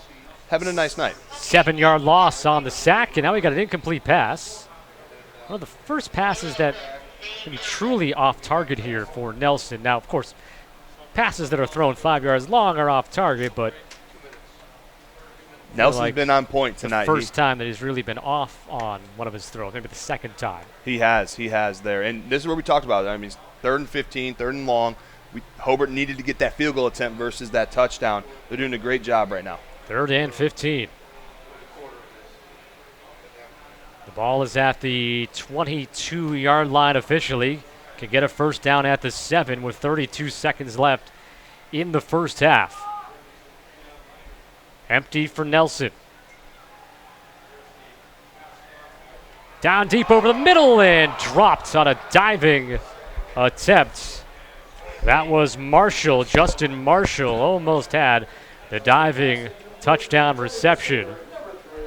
Hobart brought some heat with that outside linebacker, but he was able to get it off just in time. Nelson there. It was a good toss, throwing it to where his receiver would be versus throwing to where he's at. Almost connected there for a touchdown. Merrillville did not attempt a field goal last week, and they are leaving the offense on the field here, 4th down and 15 with 26 seconds left. And big stop for Hobart, right? They need this going into halftime here. Nelson looking left, complete, need the extra yardage, and it's a big tackle for Hobart. That was number 20, Gavin Miller, able to make the stop, turn the ball over on downs, and most likely you will see Hobart kneel on it here and head to the locker room down by the 3 touchdowns, 28-7, but it was looking like it may have been a 28-point advantage. Hobart, big play there. He ran across the field, too, as well. He was following that running back coming out from the opposite side of the field. Made a big play for his team. Really, they needed that stop headed into halftime. Stop some of that bleeding that was taking place there. And maybe this builds off some momentum, right? Anything happen. We saw what Merrillville did in the second half last week. We can see the same thing coming here from Hobart. Headed into halftime here. That's a big play you got to build your team off of. So Hobart huddling up. Got to make sure everything is in order here. Don't want a miscue on a kneel. And send this one to halftime in a matter of moments. It was 14-0 Merrillville after 1. Hobart got on the board first in the second. It looked as if they were going to get the football right back. 3rd down and 18. Merrillville in their own territory was able to convert 19 yards to midfield to get first down. They eventually scored on that drive to make it 28-7. Hobart does get the stop here at the end of the half to keep it a 21-point game. So at halftime at Merrillville High School, it is the Pirates 28 and the Brickies 7. It's halftime. We'll come back with more in a moment. You're watching Game Night on the Region Sports Network, the only game in town.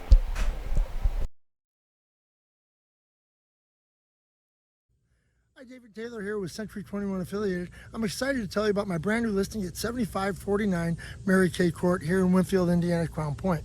This home offers 3 bedrooms, 3 baths, sits on a beautiful pond, has a great sunroom, all the appliances are included, and it offers amazing views of this cute little pond. If you're looking for something special, give me a call today at 219-306-7812. We'll be hitting the market later this afternoon. I'm looking for a buyer right now. Please give me a call.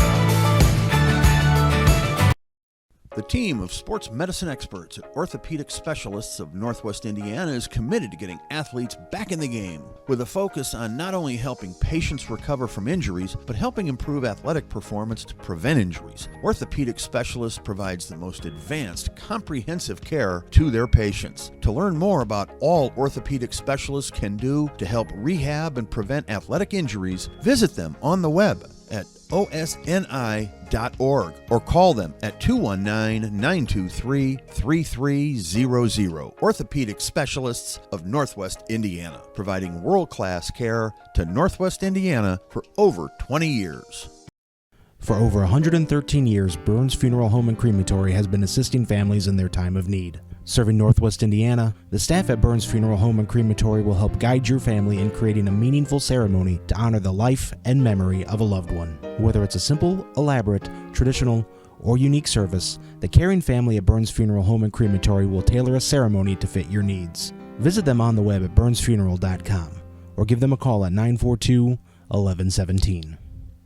If you work with industrial, pneumatics, or hydraulics, and you're in need of maintenance or repair, you need the right connection. For over 20 years, Hose Connections in Hammond has been the premier leader in the hydraulics industry. Hose Connections is a one-stop shop for sales and service of pneumatics and hydraulics. Hose Connections continues to grow their network of industry contacts, which allows them to meet even your toughest expectations. To learn more, visit HoseConnectionsInc.com. Hose Connections in Hammond. Proven under pressure.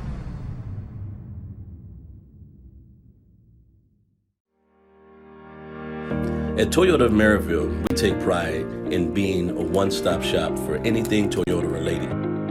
The best part of the Toyota Merrillville experience is that we make it easy to do business with us. We have a committed team of professionals that's here to help you do just that. When you come in for service, we will welcome you and have plenty of staff on hand to handle your needs. And if you're looking for a new or pre-owned vehicle, Toyota of Merrillville sales team is the best in the business to help you with your buying decision. We practice what we preach. When we say we make it easy, that's exactly what we do. With electrical services from Economy Electric Heating and Cooling, you can radiate the perfect amount of light and energy into your home. From rewiring and code upgrades to ceiling fans, lighting, security, and more, Economy Electric Heating and Cooling's trained electricians will make sure you can enjoy your home on full power all the time. For a free estimate on electrical work, call Economy Electric Heating and Cooling at 219-923-4441, and you can visit them on the web at 4ajobdoneright.com. That's the number 4ajobdoneright.com. You are watching the Hose Connections Halftime Report, brought to you by Hose Connections on Kennedy Avenue in Hammond. Visit them on the web at hoseconnectionsinc.com. That's INC, of course, not INK, INC.com. Hose Connections, proven under pressure. We are at halftime. It's Merrillville 28 and Hobart 7. Scott Sudakoff and Doug Aschenbaugh back with you. And, well, Doug, as we look back at what happened here in this first half, Merrillville got out to the 14-0 lead at the end of one, extending the lead to 28-7 here at halftime. We'll tell you about the scoring drives or the scoring plays in this one in a moment. But first, it is time for our scoreboard update, brought to you by Strachan Van Til. Strachan Van Til, your local grocer with over 89 years of heritage. Doug, give us some scores and what's going on. Yeah, we got some good games out there in the region currently right now. Right now we got River Forest up on Boone Groves in the third quarter, 35-0. Then we also have the Hammond Central Wolves was about, but they were postponed until tomorrow. They're going to be playing. Then we also have Bowman Eagles, actually 14. EC Central Cardinals 26. That was played yesterday, actually on Thursday, and EC Central coming out with a nice win there. Obviously, we have here Merrillville Pirates 28, Hobart Brickies 7. Got a good second half that's going to be coming up. Outside of that, then we also have Andrean 49ers up 14-0 on the number 9 Crown Point Bulldogs. So, again, number 4 Andrean 14 coming back off that loss last week. On the road, right. On the road and up. We got the Warsaw Tigers taking on the number 3 Michigan City Wolves. 13 Warsaw, 21 Michigan City. Nice tight game up there that we have in the fourth quarter. TF South in Illinois up against our number 5 Chesterton Trojans, 28-0. Chesterton's up big in the second quarter right now. Looking strong and looking good. Westside Cougars, number 6, are currently down 0-6 to the Calumet Warriors. Calumet Warriors playing tough out there in the third quarter, holding on nice to a 6-0 lead. Number 8, Hanover Central Wildcats 28, Munster Mustangs 0. Nice lead over them, currently handling the Munster Mustangs in the second quarter. Lowell Red Devils, again, another tough week up against our number 10 Portage Indians. Portage Indians got them right now 14-7 in the second quarter. Bishop Knoll's been looking great here the first week, and now in the second, it is 8-8 versus Crossroads Christian over in the Illinois school too as well in the second quarter. Lake Central Indians up 14-0 on the Morton Governors. We had a lot of high hopes for Morton, too, as well, and a couple tough weeks, but Lake Central doing pretty nice out there in the second quarter. Right now, we have LaPorte Slicers and Penn Kingsman in overtime, all tied up 14-14. Got a nice game that's going on out there. So those are some of your scores that you got from the region. We got some nice tight games out there. Looking to see how that overtime game finishes over there with Penn. And that was your scoreboard update brought to you by Strachan Van Til. Shop online for delivery or curbside pickup at strachanvantil.com. And again, here 28-7 Merrillville at the break. We will step aside here and come back and we'll recap the scoring. And this one is you're watching the Hose Connections halftime report brought to you by Hose Connections on Kennedy Avenue in Hammond. Again, visit them on the web at hoseconnectionsinc.com. Hose Connections, proven under pressure. 28-7 Merrillville at halftime. You're watching Game Night on the Region Sports Network, the only game in town. Miles Jones with Aisha and D'Angelo. Tech Credit Union is the better option for personal and business banking. Buy a car, remodel your home, pay for an education, expand your business. Tech Credit Union can help you do these things and more. You'll enjoy the latest banking services, but without the cost of the big bank relationship. With branches throughout the region, fee-free ATMs nationwide, and online services, they're convenient too. Learn more at techcu.org. Contact any branch or call 800-276-TECH. Tech Credit Union is an equal opportunity lender and federally insured by the NCUA.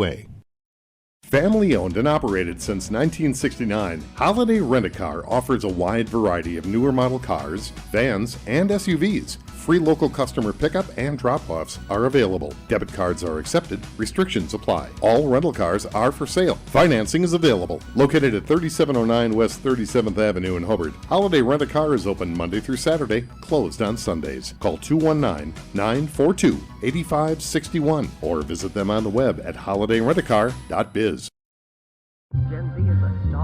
The news says Gen Z is struggling.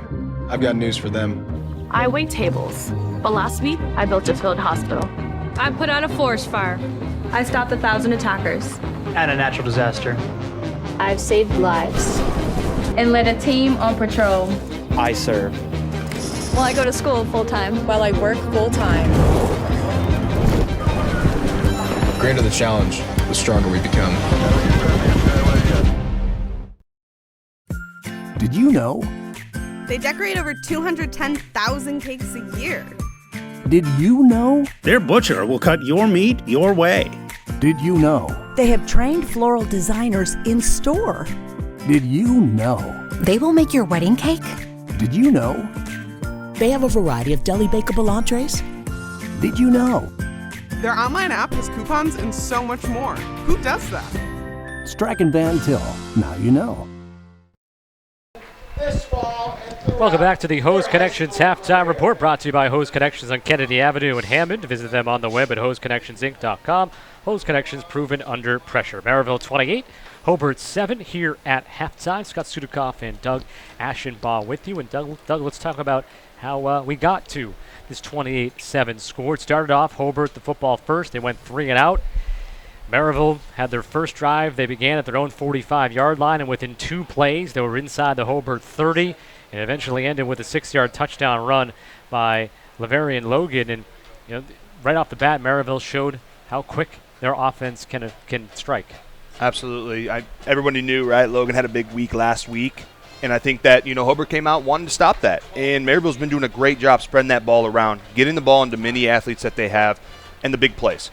There's been a lot of big plays that we've seen, some deep passes, some long runs. We talked about it earlier before the game started. Hobart really wanted to key in on those, right? That was the key for them to, try to make this a competitive game, try to come out on top. That's what they're going to need to look for here in the second half. But these big plays, they got to be limited here. And Merrillville's been doing a great job just spreading the ball all the way around, getting into different hands, keeping Hobart on their toes. Who's getting the ball next? You got to cover all of them. It's not just Logan. Hobart on their second possession was able to get a first down, but they stalled near midfield. And then Merrillville got the football back, and they quickly went 2 for 2, scoring again, ending on a 34-yard touchdown catch and a run by Jakar Ward, where about, I don't know the exact number, let's say 20 yards came after the catch as he sprinted to the end zone. Roughly so. Yeah, it was untouched. Went on that one. They've been using those drag routes across the field, making them Hobart backers try to chase down their running backs coming out of the backfield, playing in that slot spot, or their quick slot receivers. Seen a lot of that throughout that, and it's been challenging for the Hobart Brickies, the linebacking crew that's there. And you're probably going to continue to keep seeing that in the second half, but that's something I know Hobart's talking about in the locker room right now to make sure they're making some adjustments for.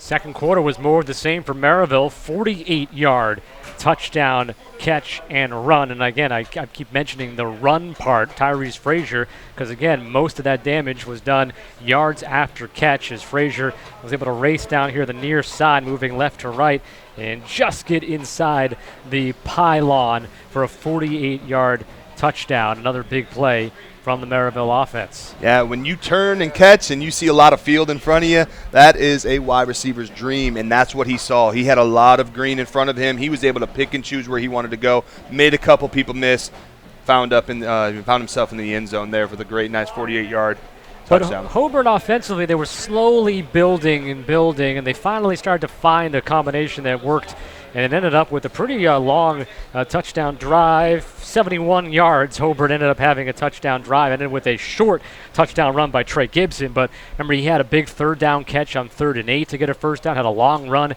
afterwards as well, and he gets rewards himself with the short touchdown run that made it 21-7 at the time. We should see more of Gibson here in the second half, but great running drive that we saw from Hobart. They found a lot of success with them outside stretch plays, pulling them guards on their offensive line, getting some big boys out there, creating some holes for Gibson, and he did a great job cutting off his linemen, and ultimately found the end zone. Gibson was fed a lot. He put the team on the back on that drive, got Hobart in the end zone, and that was some great momentum that they have. That's what we want to see more of, right? Hobart wants to see more of that. Control the clock, get back in this game slowly but surely, use that run game, keep building off that success they found in the first half. Now, what could end up being really a big difference, and we said maybe this could be a backbreaker, but the ensuing Merrillville drive, they were backed up 2 times on holding penalties, eventually had a 3rd down and 18 from their own. Well, they had to get it to the 49-yard line on their side of the field. 3rd down and 18. They completed a 19-yard pass, got the first down.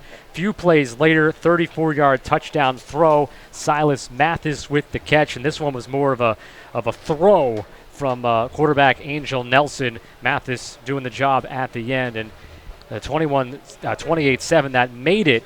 And we'll see if Hobart can make a comeback, if that can end up being the difference, because again, that looked like Hobart was going to get a big stop, get the football back, and possibly have a chance to get back within 1 touchdown.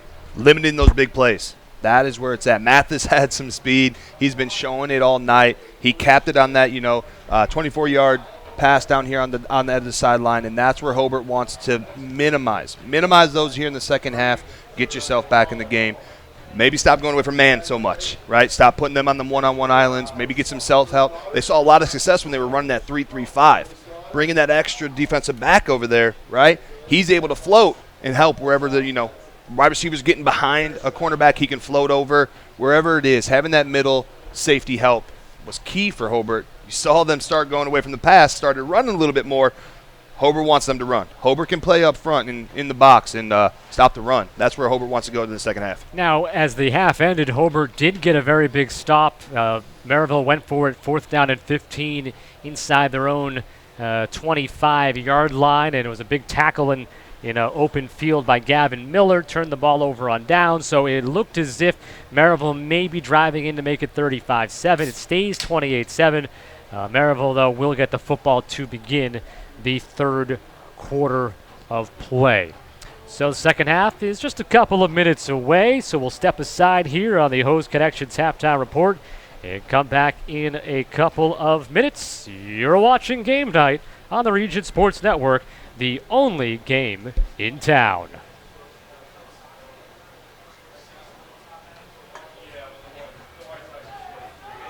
The Centurion Award from Century 21. It represents prestige in real estate. Winning one is an honor. Winning it multiple times describes a dedication to excellence. It also describes David Taylor of Century 21 Crown Point. When buying or selling a home in the region, you want to deal with a fixture of the region with a caring approach that has also earned him Best of the Region awards. Add your name to his list of satisfied clients. David Taylor, Century 21 Real Estate. Find out more at davidtaylor.c21.com and start packing. Hi, I'm Crowell Company's Lantern Man. I'll cover your motorcycle. I'll be with you on the water. I'll be with you on the snow. I'll cover your insurance needs wherever you go. I'll be at Crowell Agency from 9 a.m. to 9 p.m. As Crowell Company's Lantern Man, I'm your insurance superhero. Crowell Companies, the insurance professionals in Highland, Merrillville, and Michigan City. From schools to stadiums, hospitals, and bridges, everywhere you look, union carpenters are building Indiana. With jobs and skilled trades in high demand, there's never been a better time to start building your future. As an apprentice, you'll earn a debt-free college degree, earn while you learn, and receive great benefits like health care and retirement. So what are you waiting for? Visit carpenters.com to learn more. Visit carpenters.com and start building your future today. Gen Z is a stall generation. The news says Gen Z is struggling. I've got news for them. I wait tables, but last week I built a field hospital. I put out a forest fire. I stopped 1,000 attackers. And a natural disaster. I've saved lives and led a team on patrol. I serve. Well, I go to school full-time. While I work full-time. The greater the challenge, the stronger we become.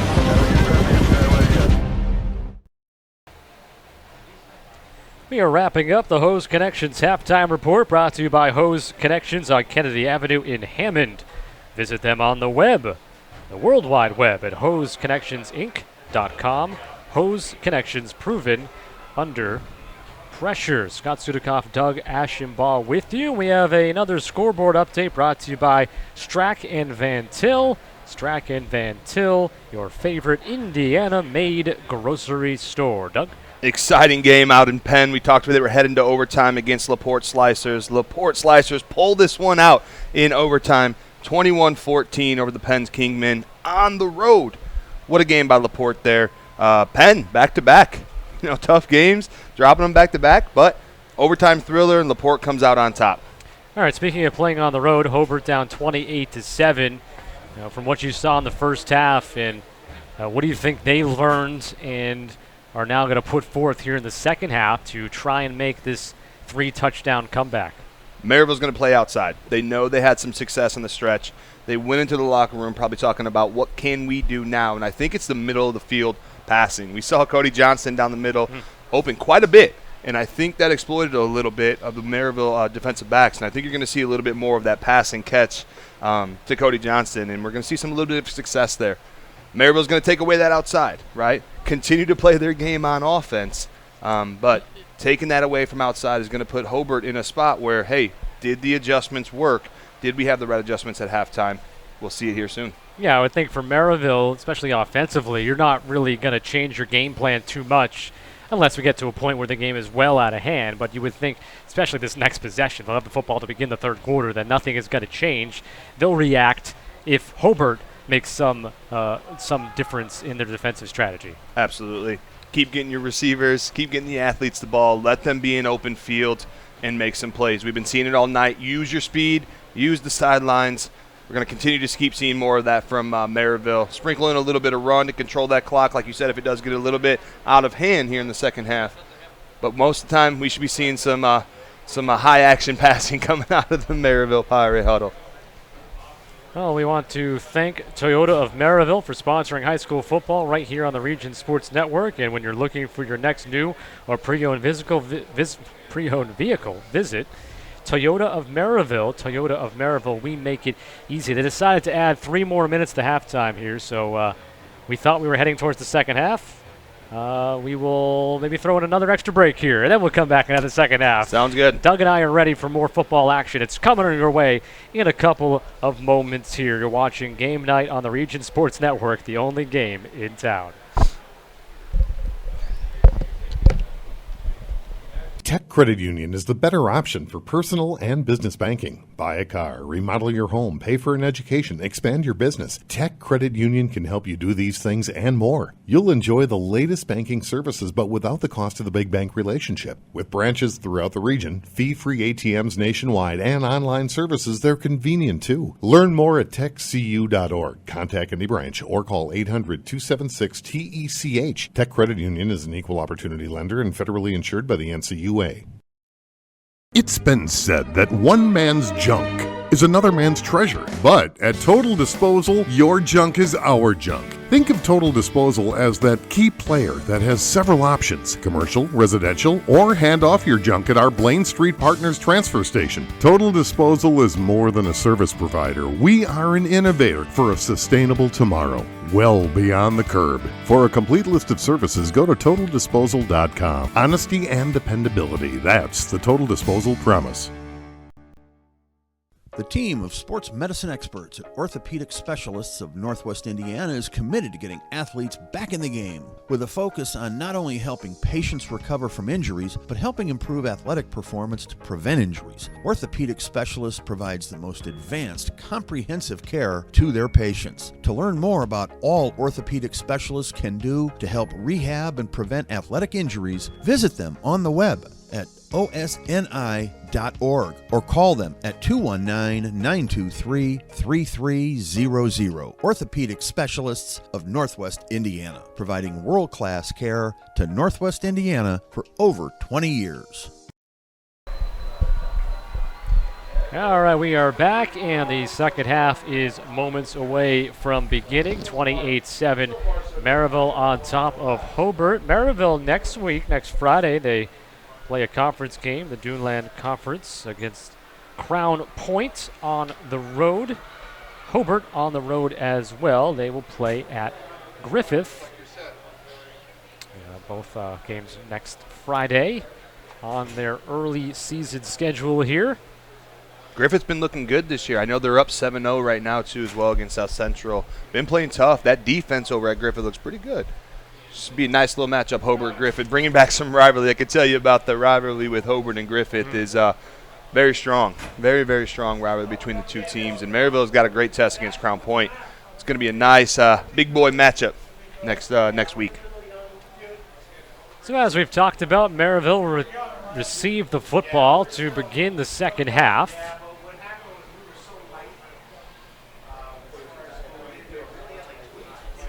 Justin Marshall, one of the men back deep for this return, as well as Javon Ward. Again, this is going to be a big defensive stance here for Hobart. Something that they need here. Build off that momentum that you did right going into half. Come out strong here on defense. Get your offense back the ball. Put one in. Very, very pivotal point right now for Hobart. Time for the third quarter here on the Region Sports Network. Marshall backing up, catches it at the 3-yard line. Cuts up the middle across the 20. Sprints across the 25 and brought down at the 27-yard line. The Hobart tackle made by 31, Nick Juris. And we'll call it a 28. He had some green field in front of him, and nice play over there by Nick Juris coming in and crashing, sealing that down, and making that play, because there was a lot of green in front of him. He could have been still running right now. So the ball will be spotted at the 27. Call it 24 yards actually on that return. Caught at the 3. Brought to the 27. A little math in my head. 24. Right? Yes, 24. Little confusion over here by Merrillville. And they have a different quarterback back there. That's Jalen Thomas, who hands it off. And fighting for the yardage is Justin Marshall. So on this first drive of the third quarter, you have Jalen Thomas out there as the quarterback. Marshall run the ball, but Logan, Bavarian Logan, is out there right now. Lead blocking for his other halfback there. Merrillville may test here the box here for Hobart and see what they can do and how much the time they can control. May see a little bit more run on this drive than what we were expecting with those high-flying pass plays.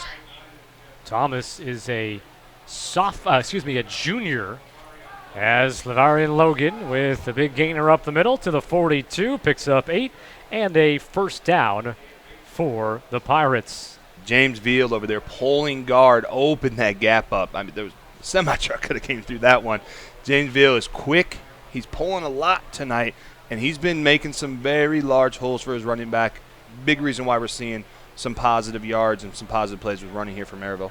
52 in purple, the left guard, 6'1", 250-pound sophomore. 1st and 10 from the 42 for Merrillville. Thomas will throw, airs it out. Marshall has a couple of steps. It drops right in his lap. Touchdown, Merrillville, 58 yards. Jalen Thomas to Justin Marshall. That speed again we talked about, right? Limiting these big plays. And right now we talked about it. Merrillville's not going to go away from it. They're still going to get out there and air that ball out. What an immaculate play there by Justin Marshall. His speed, he was about 5-6 yards behind the defensive back there. Perfectly put on, running right into the end zone. Can't make it much easier than that when your receiver just needs to glide underneath the throw with nobody near him. Both Angel Nelson and Jalen Thomas tonight showing some accuracy.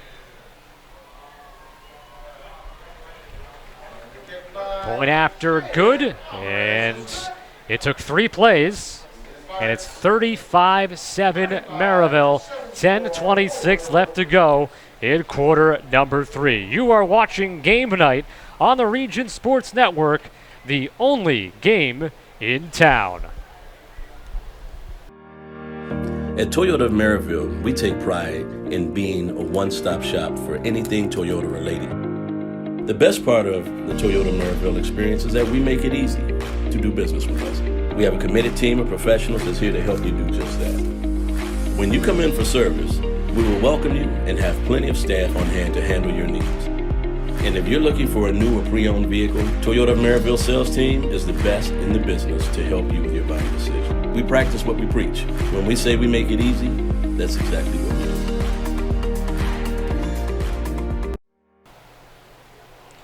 3 plays, 72 yards, and a touchdown for Merrillville, ending 58-yard throw from Jalen Thomas to Justin Marshall, who just had to glide underneath the throw that lands right in his outstretched arms.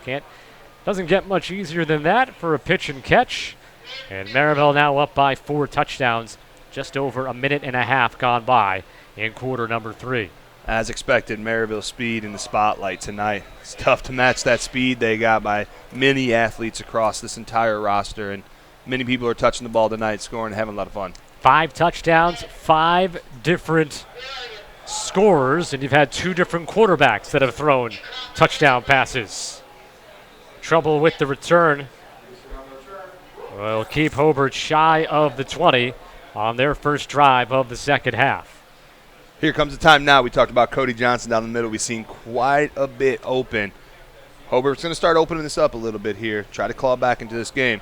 Not going to do by the running game so much right now. Going to need to start seeing some of that passing game. We saw some bits and pieces of it being wide open for him. So see how they adjusted at halftime. See what they come out and do.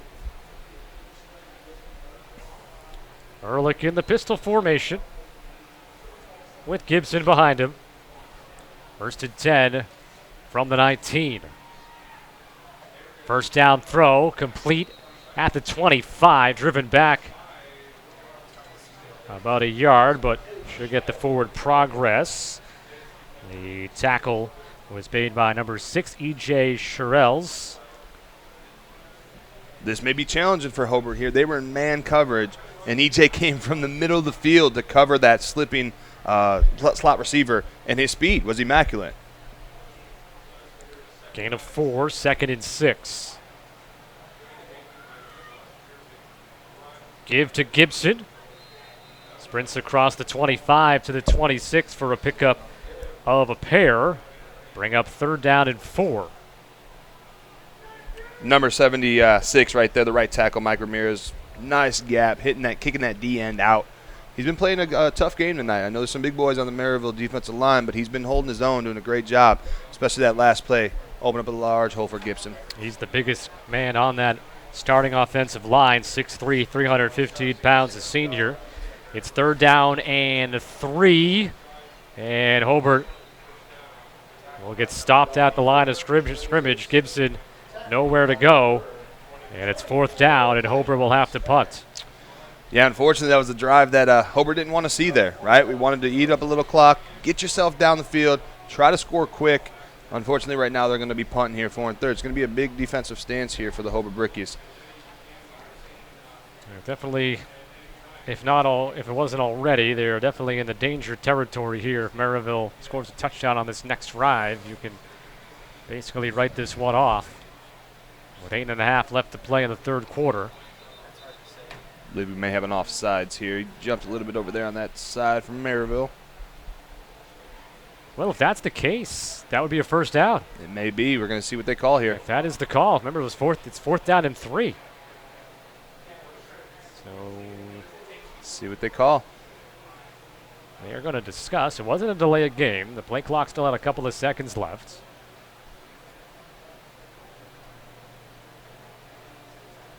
Nobody's moving one way or the other. So maybe it's a question of maybe who drew who. That, or maybe there was a play stoppage. Something else maybe took place. Inadvertent whistle. Whistle for no reason. Let's see. Well, I'm going to go with inadvertent whistle. Yeah, no call there, so.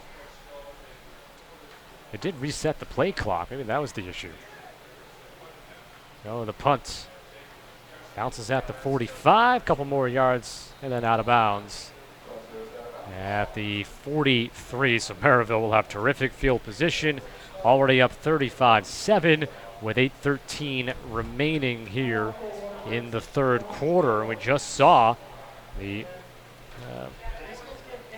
second-string quarterback, backup quarterback, Jalen Thomas, who comes in for the first drive of the 3rd quarter and throws a 58-yard touchdown strike to Justin Marshall on the 3rd play of a 3-play, 72-yard touchdown drive.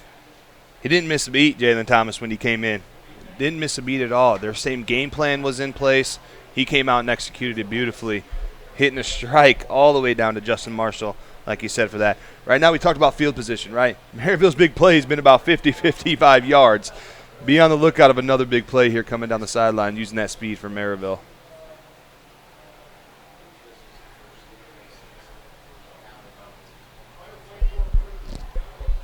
Merrillville offense come back out on the field, and it still will be Jalen Thomas at quarterback. And looking down, you see Angel Nelson is on the sideline. He's holding on his helmet. He's putting on his helmet right now and looking down, talking with a coach. Yeah, he's out there. You know, he's a mentor over there to Jalen Thomas, and I bet you after he threw that strike, he was the first one to congratulate him on the sideline too.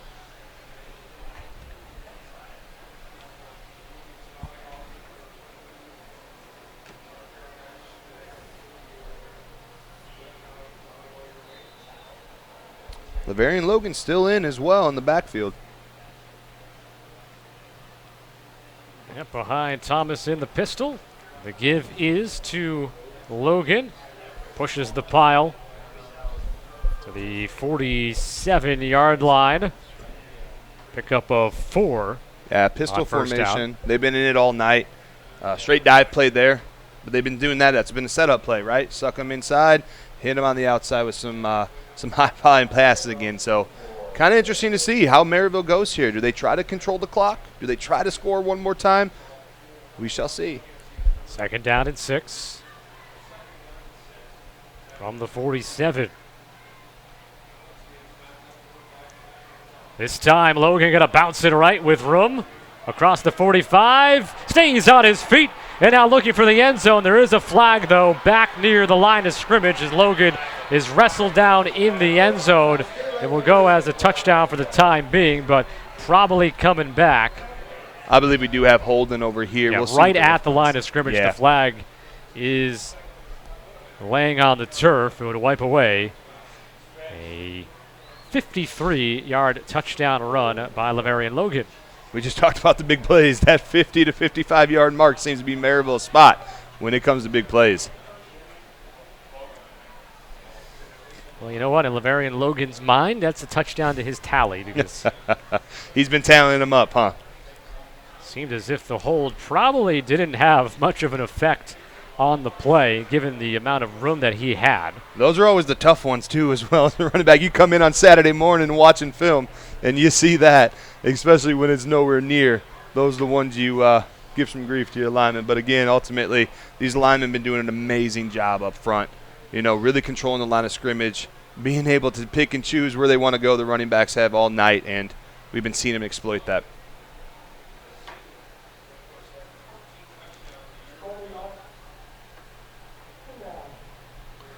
Still have the starting center out there, Adonis Rogers, for Merrillville.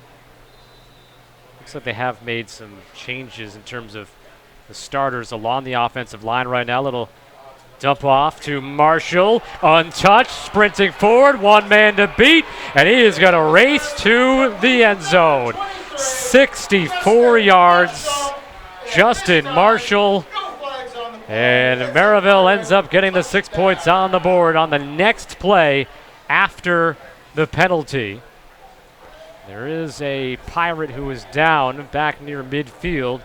He's going to be tended to, but it seems as if Merrillville's offense gets better after they get called for a holding penalty. We've seen it now on 2 or 3 occasions. We sure have, and again, we've been talking his name all night. James Veal, number 52, that's 6'1", 250-pound sophomore, has been a monster on the O-line. Again, pulling, clearing the gap, making sure that it's easy for his running back. He's been playing phenomenal today. Quick feet, getting out, been making it happen. That's the reason why we're seeing a lot of success. James Neal with that pulling we've been seeing all night. He's been doing a phenomenal job, especially as a sophomore, going up against this big, bricky defensive line, too, as well. Young cat's playing tonight. And how about that for Marshall?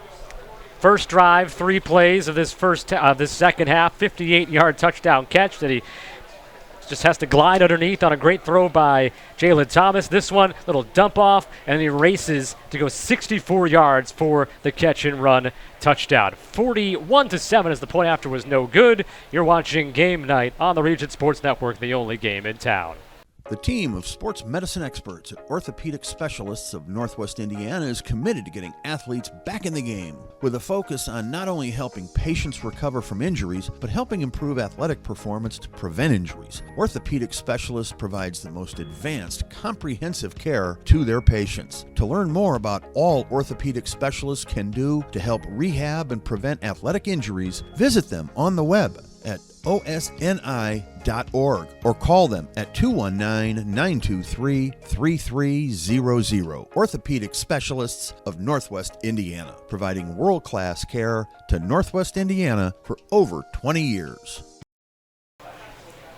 6 touchdowns scored by Merrillville today, and Justin Marshall becomes the first one to have a multi-touchdown game, and both touchdowns here in the first 5 minutes of the third quarter. 58-yard touchdown reception on a beautiful throw from Jalen Thomas.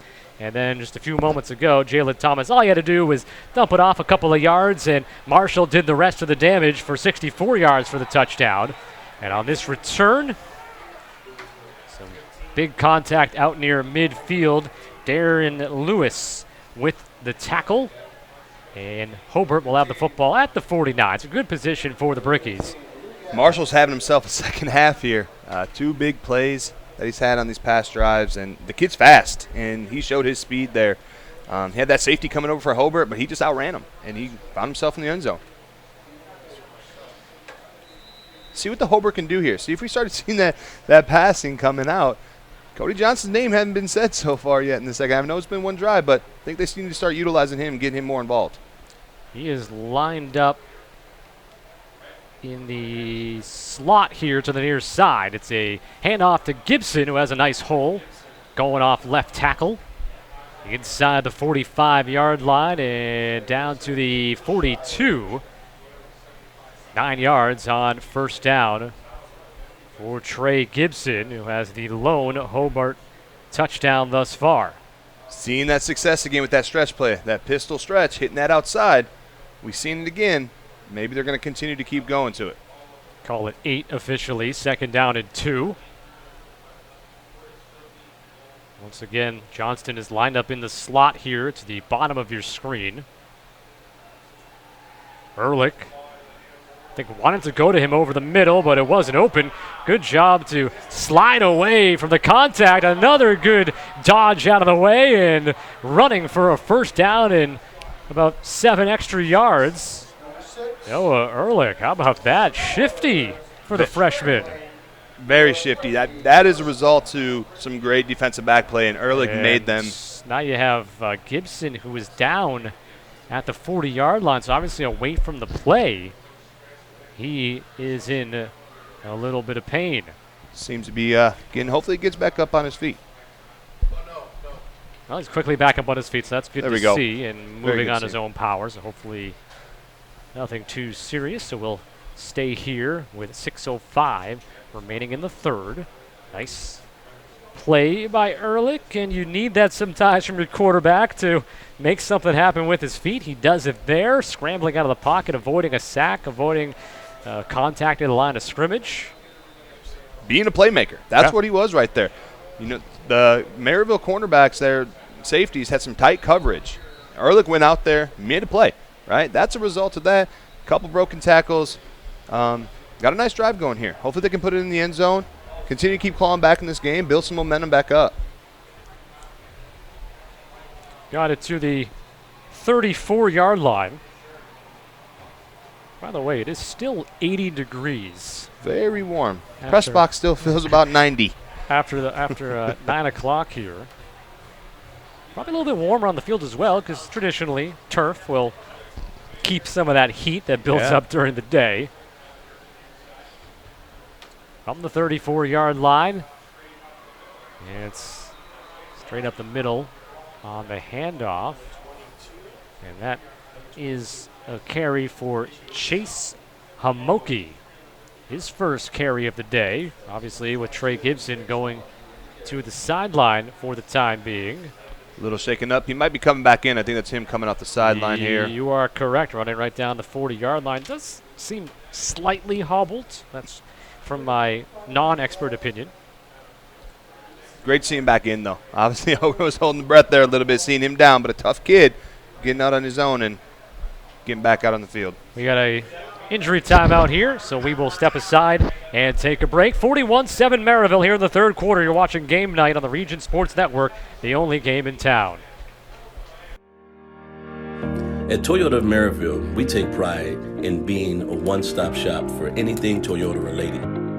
The best part of the Toyota Merrillville experience is that we make it easy to do business with us. We have a committed team of professionals that's here to help you do just that. When you come in for service, we will welcome you and have plenty of staff on hand to handle your needs. And if you're looking for a new or pre-owned vehicle, Toyota of Merrillville sales team is the best in the business to help you with your buying decision. We practice what we preach. When we say we make it easy, that's exactly what we do. And we're back after the injury stop. I never even got the chance to see who it was, because whoever it was got right up and seemed to be pretty okay. Yeah, he did. He got up and got right back off. I believe it was Trevel Abron. Number 21. So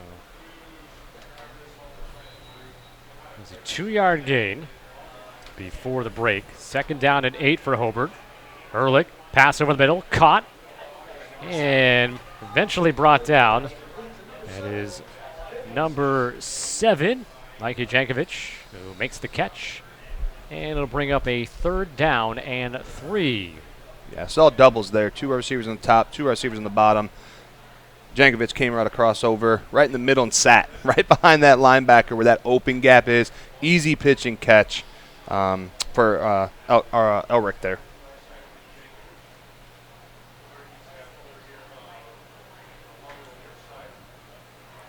Pistol formation, Gibson behind the quarterback, Ehrlich. Turns and gives. Gibson swallowed up before he can really get anywhere, and a flag in the backfield as well. For the penalty here, at the conclusion of tonight's game, we'll name the Crowell Company's Lantern Man superhero of the game. Illegal shift by Hobart is the penalty call. Crowell Companies, they are the insurance superheroes. Also, stay with us after the game. We will name the play of the game. presented by the Indiana, Kentucky, Ohio Regional Council of Carpenters. Learn more at ikorcc.com.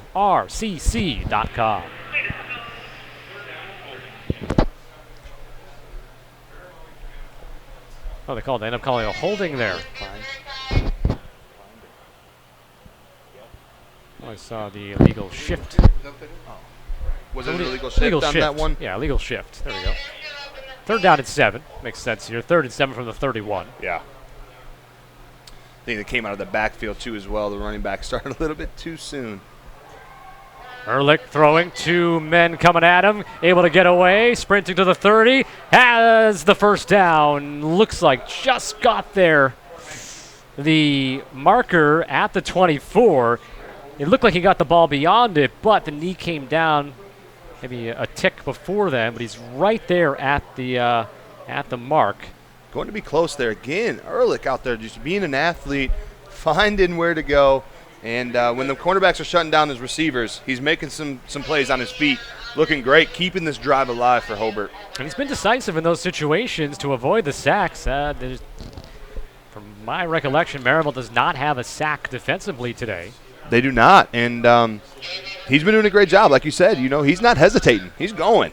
He sees the gap. He's taking off. He's running. He's having a nice couple rushes here to keep this drive alive for Hobart here. We'll see if they get this first down. The chain gang is out.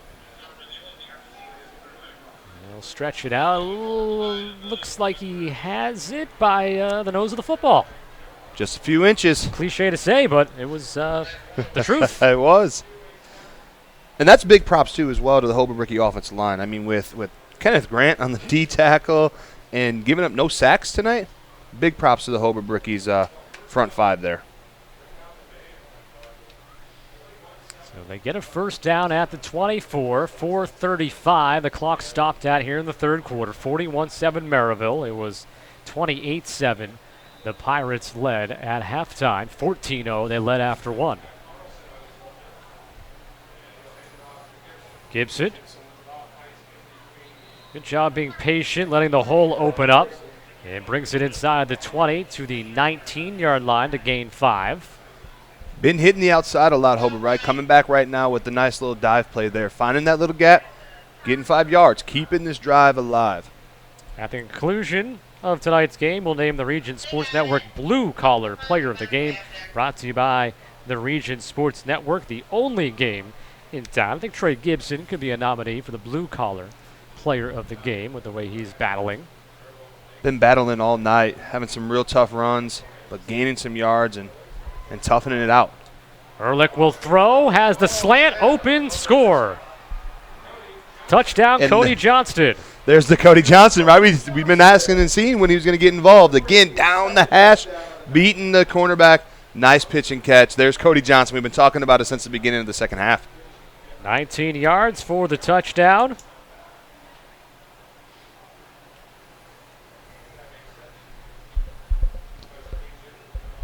Nice little spark there for Hobart. I mean, plenty of time. I know they're down quite a bit, but keeping in this game, staying fighting, that's where the morale is at. Keep it going. Keep working your plan that you had. It was a nice long drive we've seen. Hit him with the outside, come inside, pass over the middle. Nice drive there by the Hobart Brickies. Point after is true, and with 3:44 left to go, we have, in the 3rd quarter that is, we have a timeout on the field with the score, Merrillville 41 and Hobart 14. You are watching Game Night on the Region Sports Network, the only game in town. If you work with industrial, pneumatics, or hydraulics, and you're in need of maintenance or repair, you need the right connection. For over 20 years, Hose Connections in Hammond has been the premier leader in the hydraulics industry. Hose Connections is a one-stop shop for sales and service of pneumatics and hydraulics. Hose Connections continues to grow their network of industry contacts, which allows them to meet even your toughest expectations. To learn more, visit HoseConnectionsInc.com. Hose Connections in Hammond. Proven under pressure.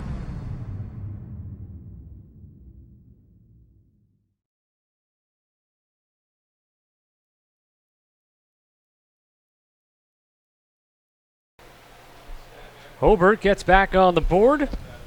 19-yard touchdown throw from Noah Ehrlich to Cody Johnston for the score. First touchdown catch of the season for Cody Johnston, and the first touchdown throw of the season for Noah Ehrlich. And it's a 41-14 game with 3:44 remaining in the third. Both teams been doing a great job. You know, when we talk about turnovers, no one's let the ball up here, but big turnover here for the Hobart Brickies can spark some life back into them after that touchdown.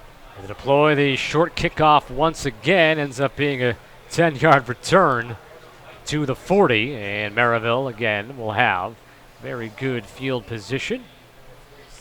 Look, we got some new linemen coming in, I think, for the Merrillville Pirates here. See what they can do too as well. See if they stick to the big plays, or they're going to try to run this clock a little bit here rather than, going back and forth scoring. Jalen Thomas stays out there as the quarterback. He entered the ball game here in the third quarter, but looks to be a lot of changes around him in the Merrillville offense. Running back in the backfield is 47, Torius Cargill. Pistol formation. He's lined up behind the quarterback, Thomas. So Lavarian Logan might not see the field again today, depending upon what happens, as we have a short run, but a flag also tossed in the backfield.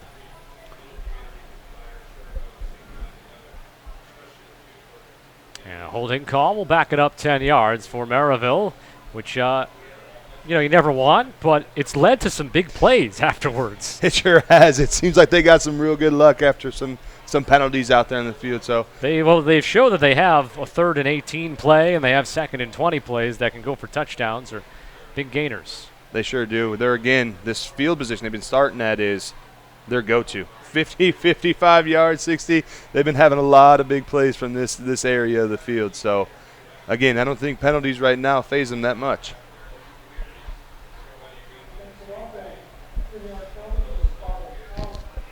Got some of the young guys out there, right? They're excited. They're anxious to get out there. Sometimes you see that, but that's good. Look, young cat getting after it.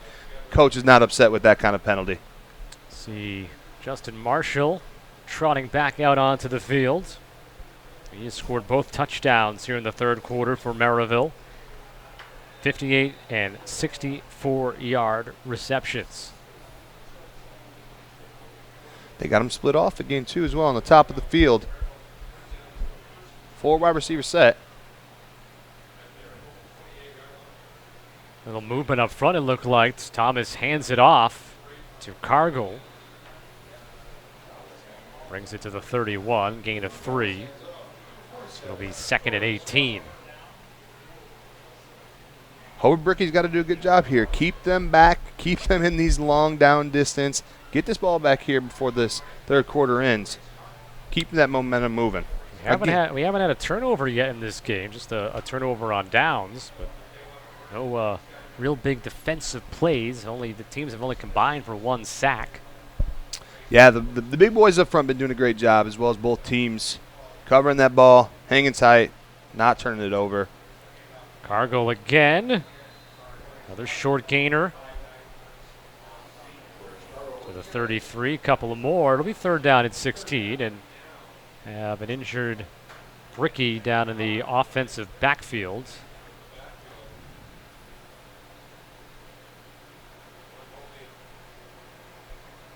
Once again, we want to thank Toyota of Merrillville for sponsoring high school football right here on the Region Sports Network. And when you're looking for your next new or pre-owned vehicle, visit Toyota of Merrillville. Toyota of Merrillville, we make it easy. There's actually 2 players down. Now 1 has gotten up. We will step aside and we'll get you an update when we come back. You're watching Game 9 on the Region Sports Network, the only game in town. Java Wave at your local Family Express is the perfect way to get your day started or keep you moving at any time. With 12 freshly ground bean-to-cup flavors to choose from, Java Wave at Family Express has just what you're looking for, whether it's hot or iced coffee. To see all of the delicious flavor options and to find a Family Express near you, log on to familyexpress.com/JavaWave.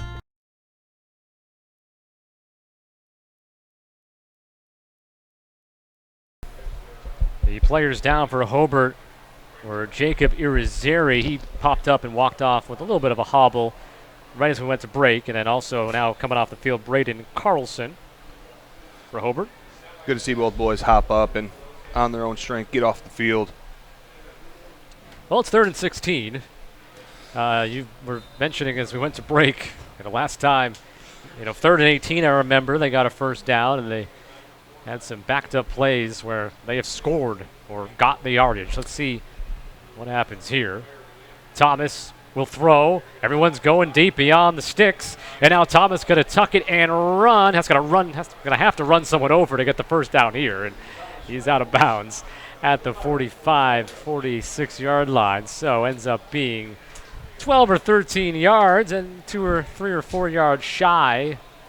And Merrillville will punt for what would be the second time today.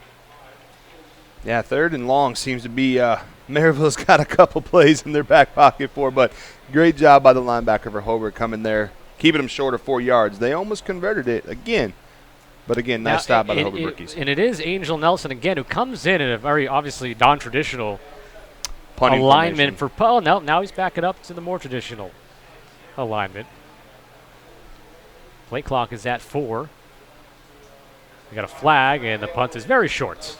It's going to land and take a 1-yard bounce in Merrillville's favor, out of bounds of the 45 with a flag in the backfield. Illegal shift, I believe, is the call coming up on Merrillville. So Hobart will have pretty good field position with 1:55 left here in the 3rd. Yeah, see what they can do. They got the ball back before the 3rd. Scoring here, 21-41. Plenty of times we've seen a team score 3 touchdowns in the 4th quarter, right? Start getting some momentum going, sparking that momentum, getting some energy. Let's see what happens. I think the key again is. I wonder if maybe this first down play, you go for it here, try to catch the Merrillville defense. I don't want to say napping, but off guard. Yeah, big play here. Again, we've been talking about Cody Johnson. He's been making some plays back there. I don't see why not giving him a chance, sending him downfield. Penalty declined, of course, so the ball will be at the 45 for Hobart. Scoring the most recent touchdown, a 19-yard throw from Noah Ehrlich to Cody Johnston, making it 41-14. Hobart getting a stop defensively. And now we'll see what develops now for the Brickies as they try to make a big, valiant comeback. They fake the handoff, Ehrlich does, and then gets smashed after a gain of 1. That was 93 with the hit.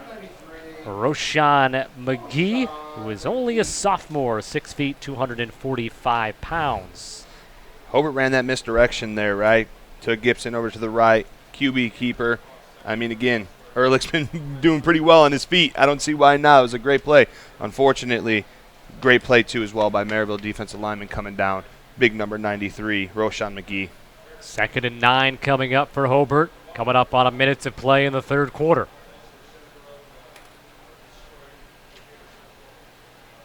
And different man at quarterback here, and he's going to be brought down. Roshan McGee gets the sack of Jacob Irizarry, who took that snap for Hobart. Again, big Roshan McGee's name again coming out and playing these next 2 plays. Big boy got some quick feet, got back there. Nice sack. I believe, the 2nd sack of the night? I think only the first here for Merrillville. Hobart, I believe, had the other one.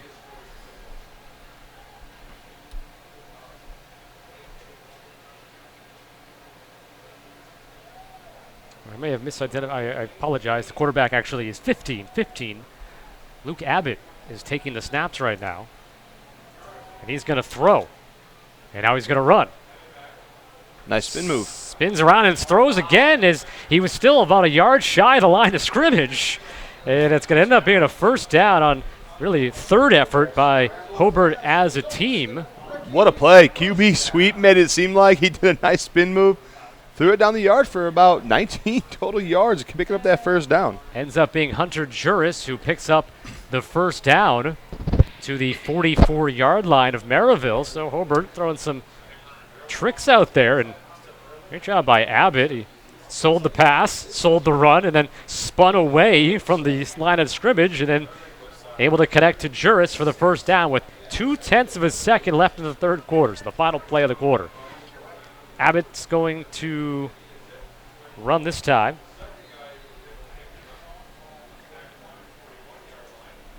Looking at my roster here, on one roster I have Luke Abbott listed as 17, which I thought I saw earlier, and then on another roster I have him listed as 15. So we will try to get clarification and make sure we're identifying the right player during this break.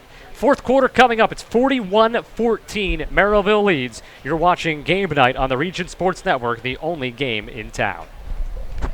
With electrical services from Economy Electric Heating and Cooling, you can radiate the perfect amount of light and energy into your home. From rewiring and code upgrades to ceiling fans, lighting, security, and more, Economy Electric Heating and Cooling's trained electricians will make sure you can enjoy your home on full power all the time. For a free estimate on electrical work, call Economy Electric Heating and Cooling at 219-923-4441, and you can visit them on the web at 4ajobdoneright.com. That's the number 4ajobdoneright.com.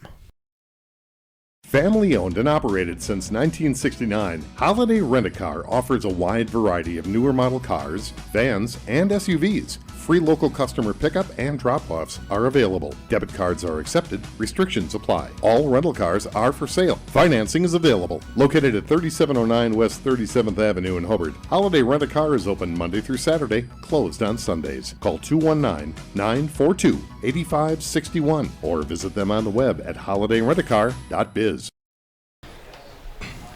Follow all of tonight's region football scores live on the Strachan Van Til Hometown Scoreboard, streaming on Facebook.com/Region Sports and RegionSports.com. Strachan Van Til, shop online for delivery or curbside pickup at StrachanVanTil.com. I do want to clarify again, that is Luke Abbott. He is listed as the backup quarterback as well as a starting receiver. But we have him listed on two different jersey numbers, 17 on a depth chart, 15 on another roster, but feel pretty safe in saying that is Luke Abbott, who just completed a pass. Yeah, to Jankovic over there. It was a nice 10-yard gain and nice little bullet pass there. It looks like both Ehrlich and Abbott got some feet on them. They know how to run. Looks like they were using Abbott a little bit too, as well as QB, planned QB sweeps. And they're both doing a really good job, both on the ground today, running, making some plays happen for the Hobart Brickies. He's going to run the show.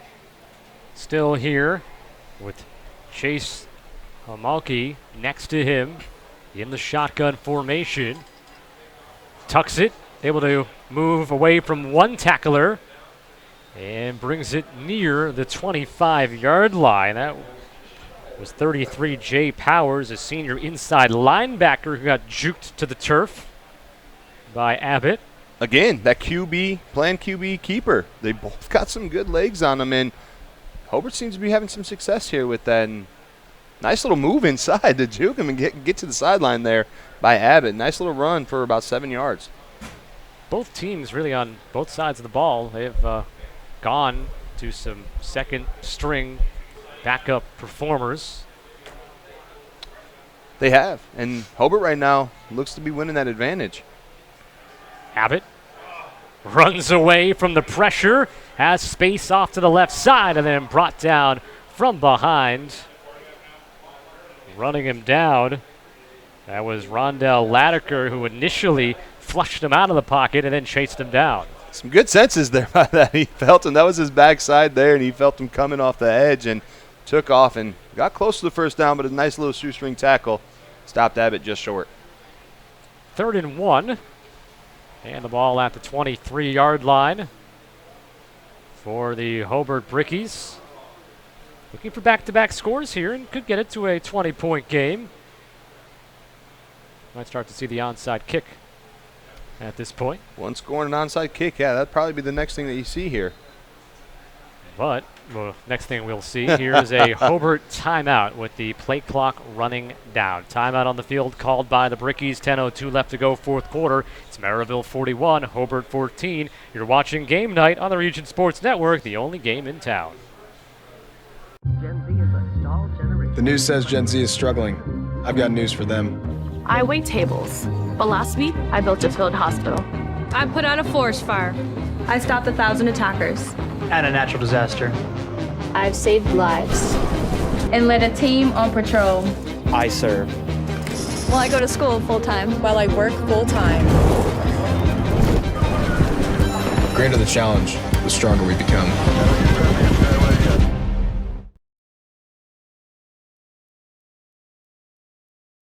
The Centurion Award from Century 21. It represents prestige in real estate. Winning one is an honor. Winning it multiple times describes a dedication to excellence. It also describes David Taylor of Century 21 Crown Point. When buying or selling a home in the region, you want to deal with a fixture of the region with a caring approach that has also earned him Best of the Region awards. Add your name to his list of satisfied clients. David Taylor.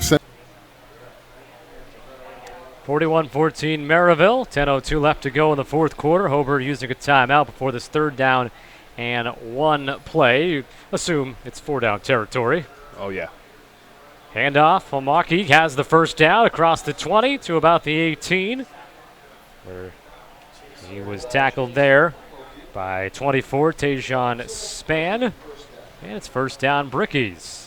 Full backfield there. Nice run to get that first down and keep it going, not putting them in that fourth down situation, resetting the downs, open that playbook up a little bit more here. May see again, down that middle of that field being wide open. May see a big play here.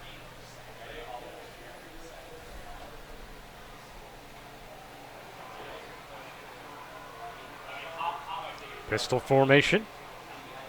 Still Abbott, the quarterback. Omaki behind him. Lofts it up towards the front of the end zone there, about 2 yards deep. Trying to adjust and come back and make the play there. He had him on the sideline. Unfortunately, he was getting pressure in his face, made him adjust a little bit, and then he underthrew it, but almost came down with it there in the end zone.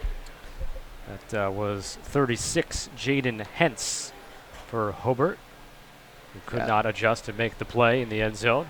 Put him on that one-on-one situation out there and put it up for a jump ball. Unfortunately, just didn't come down with it. Second and 10 now on the 19.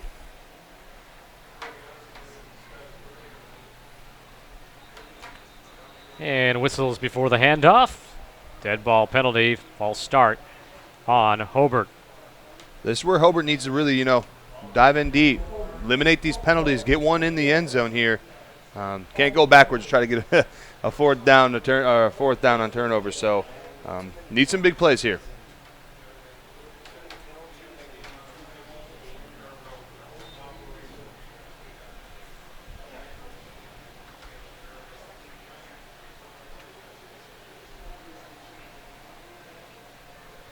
Maximum 5 yards to the 24, second and 15. Omaki on the carry. Gang a tackle there by the Merrillville Pirates. May have lost a yard. Tried to hit that outside again. They were in that balanced backfield there, but unfortunately just could not get to the edge of this time.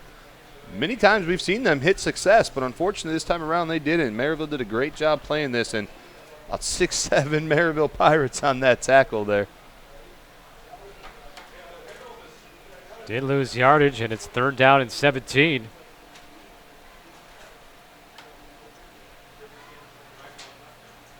Abbott to throw. Rolling right. Flag down, and a penalty coming. There's two flags down, actually, as that is thrown incomplete. I have one penalty flag in the backfield, and then another one that's along the near side here at the 27, 28-yard line. Yeah, you've seen, unfortunately, some holding over there on the right tackle there. Pretty right in front of the referee, unfortunately for him. But, he did the right thing. If he's trying to get beat, hey, save your quarterback there. He's rolling out. He's heading out that way. Sometimes you got to put yourself in that situation. And, again, being aggressive, being out there, young cats out there trying to play, coach is never going to be upset with that one.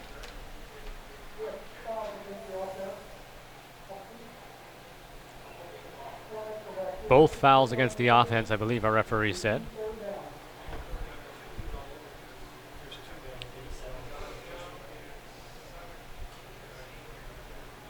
So third down will be repeated. Seen a lot of penalties here in the second half versus the first half too as well. Obviously, you can You got the young cats again, the second stringers, third stringers that are out there. They're anxious to play. Time to come, but then penalties are what's going on. I mean, Hobart's now looking at about a 3rd and 33. 3rd and 33. See if they got a 3rd and 33 play. Yeah, I was going to say, what's your go-to 3rd and 33 play? If I'm looking at this, they're going to think you're going deep. I'd hit a halfback screen here. Now, if it's Madden, it's just run as far back as you can, about 30 yards, wait for your receivers to get down the field and just chuck it up. And then, Yeah, they're going to expect a long ball probably here. A nice little halfback screen, get them there. Might be a nice little play.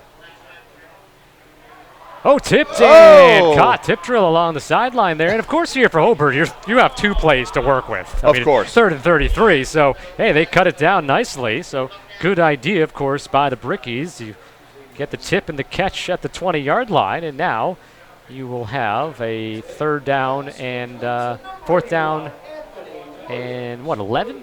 Probably so. Nice big play. A 22-yard play off the tip. So much more manageable now. Can obviously look towards the end zone from 20 yards out or go for the 11 yards and get a fresh set. Yeah, big conversion here, especially for the kids that are out here playing right now. This is a big play for them. Pump fake. Abbott runs and is brought down. The ankle tackle by number 3, Rondell Latiker, the senior inside linebacker. And the ball is turned over on downs. Pirates will get it back with 8:20 left, up 41-14. Yeah, 4 wide receiver set there. And, again, Abbott's been doing well running. So, again, amazing play by Rondell Latiker there. Closing the gap on it, wrapping up, making sure that they're turning it over on downs here rather than continuing that drive.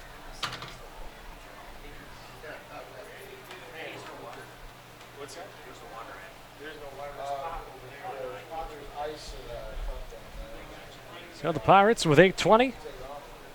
Turn to offense here. And Jalen Thomas stays in at quarterback as he has been the QB for this entire second half. And the first down carry still out there is Torius Cargill, senior. Also listed as a linebacker for the Pirates, 5'9", 160 pounds, gains 6 yards. So as I mentioned a couple of possessions ago, the day appears to be well done for Lavarian Logan. You can say well done on his performance as well. We're still seeing that single back there, and again, Cargill's got some great speed he's showing there too as well. Just the speed all around with this Merrillville team. He's hitting that hole pretty quick too as well. Again, the second stream offensive line that we have here is doing an amazing job, opening up some gaps too as well. Nice 6-yard gash, straight halfback dive on that. Just a little smash mouth football right there. You got to think with the weather conditions, players are a little extra worn down. Even the guys, maybe even standing on the sideline, that come in later in the game, you're still standing out there in the tough weather conditions, the heat. It's got to take something out of you, even if you're not on the field playing just yet. Yeah, it's tough. It is tough, regardless of what it is, especially the heat that we've seen here today. And surprisingly, they must have stayed hydrated pretty well. We didn't see any cramps today with this heat. That's a good point. So, the training staff is doing very well, and the players are taking care of themselves as well, getting it's great to see the fluids. You probably just jinxed it, though. Although we saw some guys down and get up quickly, so it's possible that could have been the issues for them. Another carry for Cargill. First down. On first down to the 40. Another big gain. Got 7. And the clock ticks 6:49 and counting. Running dives there right there, and they're gashing them a little bit there. 6-7 yards a pop. Just smash mouth football. I'm going to line up in front of you and see who's stronger. And right now, Merrillville's showing a nice little dominance here. Nah, rather than trying to get outside, just running it up the gut and having a lot of success. They're going to milk that play clock down. It is at 9 right now. 2 touchdown receptions in the third quarter from Justin Marshall. And a ton of big plays from Merrillville, all of their scores. Actually, I mean, their quote-unquote least impressive touchdown today was a 6-yard touchdown run by Lavarian Logan. You've had 34, 48, 34 again, 58, and 64-yard touchdown receptions since. Great for big Merrillville. plays. Some great big plays that they had that showed off their athleticism and their speed they have. Nice play there. That's what we call the accordion. You bring them in, you bring them out. They've been pushing them in, and now you pull them back out. They hit that nice halfback stretch play there. Got the first down, about 10-yard gain or so. On the 49-yard line, low snap. Nicely done by Thomas to pick it up. Still gets the handoff to Cargill, but the Hobart defense was bearing down quickly, and they make the tackle. That was Alex Pickett, senior D lineman, 5'10", 235 pounds for the Brickies, making that play for no gain. Nice play there by the defense. Came scraping on over. They knew they were going to try to hit the outside again a little bit. Came over, made a nice wrap up. Didn't let him get them feet up that we've seen a lot of broken tackles tonight by the Merrillville Pirates. Not this time around. So Merrillville is going to win 5 in a row in this all-time series, and 3 in a row since the series picked up again back in 2019. Up 41-14 here with 4:55 left. There's another issue with the snap. Falling down on it is Thomas. Almost saw the first turnover of the night there. Yeah, still, you rarely see a game at any level without a turnover. Of course, that's good. Again, great by great job by both teams there. That was, back to back though, little issues with the snap that we're seeing there, and maybe it's warm, sweaty palms or sweaty hands or something going on down there, but see if he gets it back together here. Yeah, I'm not going to fault anybody. The center in there right now, not even listed as the backup. It's Derek Nelson, number 56, who's the center currently, as that pass is over the head of the intended target, O'Shawn Kelly. He's going to make a couple of nice catches today. QB rollout there. Unfortunately, Jalen's been pretty on point here, but it was into double coverage there, so he was a tight pass he had to try to get into. Unfortunately, just a little bit over for his wide receiver there. 4th down and 13, and out to punt is the starting quarterback, Mr. Angel Nelson. Only 5 yards off the ball, 6 yards off. Saw him back up the last time. Yeah, there he goes again. Traditional, yeah. The first punt of the day was lined up more like a quarterback, and Hobart was honoring that. And the quick kick came. And, whoops. I think Marshall realized as he picked that one up that he was supposed to keep letting it go. But yes. Probably no harm, no foul here, as it'll be at the 24-yard line. Still a decent flip of the field there for Merrillville with 3:53 left to go. 41-14, the Pirates on top of the Brickies. Yeah, game out of reach obviously here, but you want your team to come out here and finish strong. Finishing here with a touchdown, putting this thing in the end zone, build it up for next week. As they're going against Griffith. That's going to be a nice little spark here for them. They want to come out here. They don't want to punt this ball. They want to put it in the end zone, and they're going to continue to keep playing that way. I've liked watching Luke Abbott play quarterback. He's still out there now as the QB. Some great feed on him.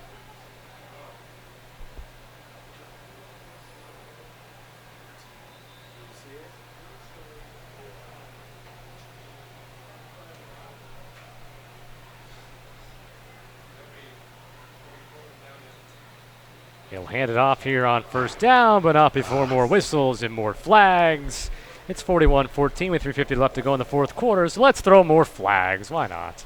That was a nice I guess you probably can't ignore a false start if that's the call. Of course. Yeah, that set that up nice right there. They had that Twins up on top, and they ran a little misdirection. He had a lot of green field in front of him, unfortunately. Again, we talked about penalties here in the second half, and it's been hurting the Hobart Brickies a little bit. He could be running still right now with the amount of green he had in front of him. I guess a false start, that's harder to just kind of let go if you're an official. It is. That is a tough call. Maybe a holding call you can let go, or a pass interference down the field. But yeah, there's a blatant jump. You can see it's tough not to call that one. I guess also you want the players on the field to still be treated as if, you don't want different rules for them. Of course. That Twins again up on the top with that misdirection. Unfortunately, Merrillville sniffed it out this time and closed that gap. It was a great place. A great play there by the Merrillville defense. Amoki with that run. Got 2, so it's second down and 13.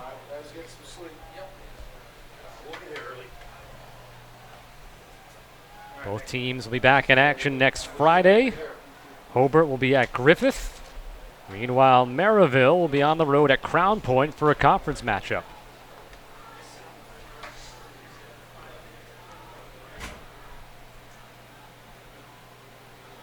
Abbott turns and gives once again to Hamoki. He was eventually driven to the turf by Trey Abron. Great play by Abron there. And they're trying to hit that outside again with that balanced backfield. Unfortunately, just not seeing a lot of success. But, again, those corners are coming up and making some tremendous plays. Reading the right gap, watching the read keys, coming up, making plays. That's two plays in a row where they didn't get any yards.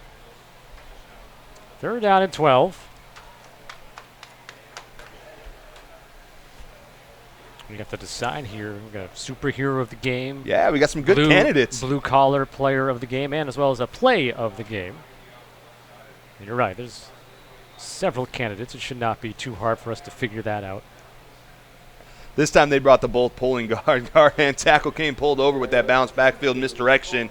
Opened up a nice little gap there. Unfortunately, these linebackers from Merrillville sniffing it out pretty well, reading their read keys, and able to fight that double team of those two pulling guard and tackle, and making a play for a short gain.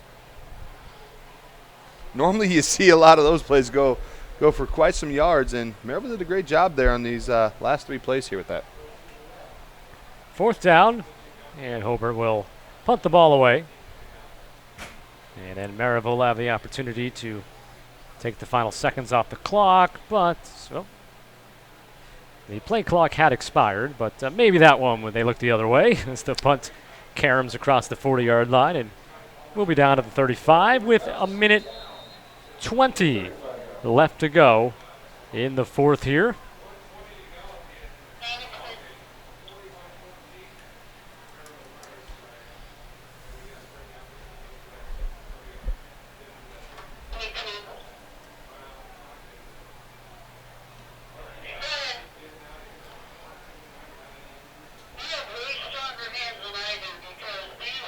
I'd imagine we see a little victory formation here for the Merrillville Pirates. No better feeling at all when you're out there on the field going into a victory formation. Let's see if we get it or not.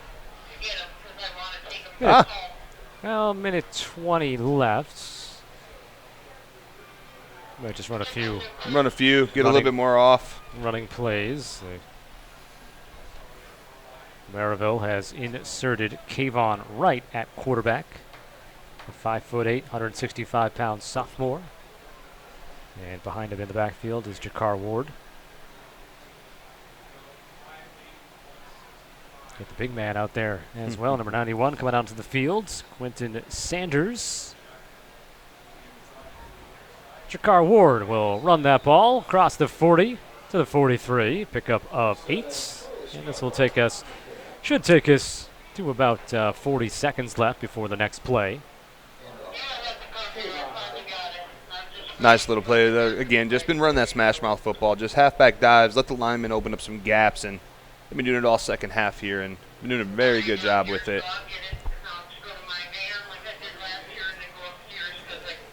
This speed, though, of the Merrillville Pirates is going to give a lot of teams some troubles here. They showcased that tonight, and I don't see it slowing down anytime soon. Low snap. And nowhere to go. That play, tackled at the 41, and the time will come off the clock here as the players start migrating onto the field. Merrillville will take a 41-14 victory here tonight. The Pirates are now 2-0 on the season. And Hobart falls to 0-2 with the Pirates' 41-14 victory over the Brickies. So we will step aside when we come back, though. We promise you we've got superhero of the game, blue collar player of the game, as well as a play of the game coming up here on our post game. 41-14, Merrillville the win. You're watching Game Night on the Region Sports Network, the only game in town. The Centurion Award from Century 21. It represents prestige in real estate. Winning one is an honor. Winning it multiple times describes a dedication to excellence. It also describes David Taylor of Century 21 Crown Point. When buying or selling a home in the region, you want to deal with a fixture of the region with a caring approach that has also earned him Best of the Region awards. Add your name to his list of satisfied clients. David Taylor, Century 21 Real Estate. Find out more at davidtaylor.c21.com and start packing. Blythe's Athletics in Valparaiso, whose team has been serving your team since 1959, is a leader in athletic apparel and equipment sales. Whether it's off the rack or customized to your specifications, Blythe's has the products and staff to serve you best.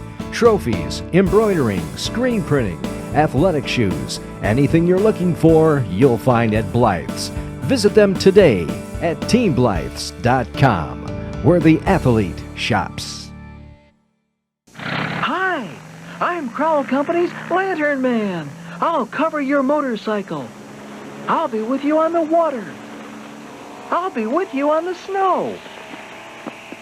I'll cover your insurance needs wherever you go. I'll be at Crowell Agency from 9 a.m. to 9 p.m. As Crowell Company's Lantern Man, I'm your insurance superhero. Crowell Companies, the insurance professionals in Highland, Merrillville, and Michigan City. From schools to stadiums, hospitals, and bridges, everywhere you look, union carpenters are building Indiana. With jobs and skilled trades in high demand, there's never been a better time to start building your future. As an apprentice, you'll earn a debt-free college degree, earn while you learn, and receive great benefits like healthcare and retirement. So what are you waiting for?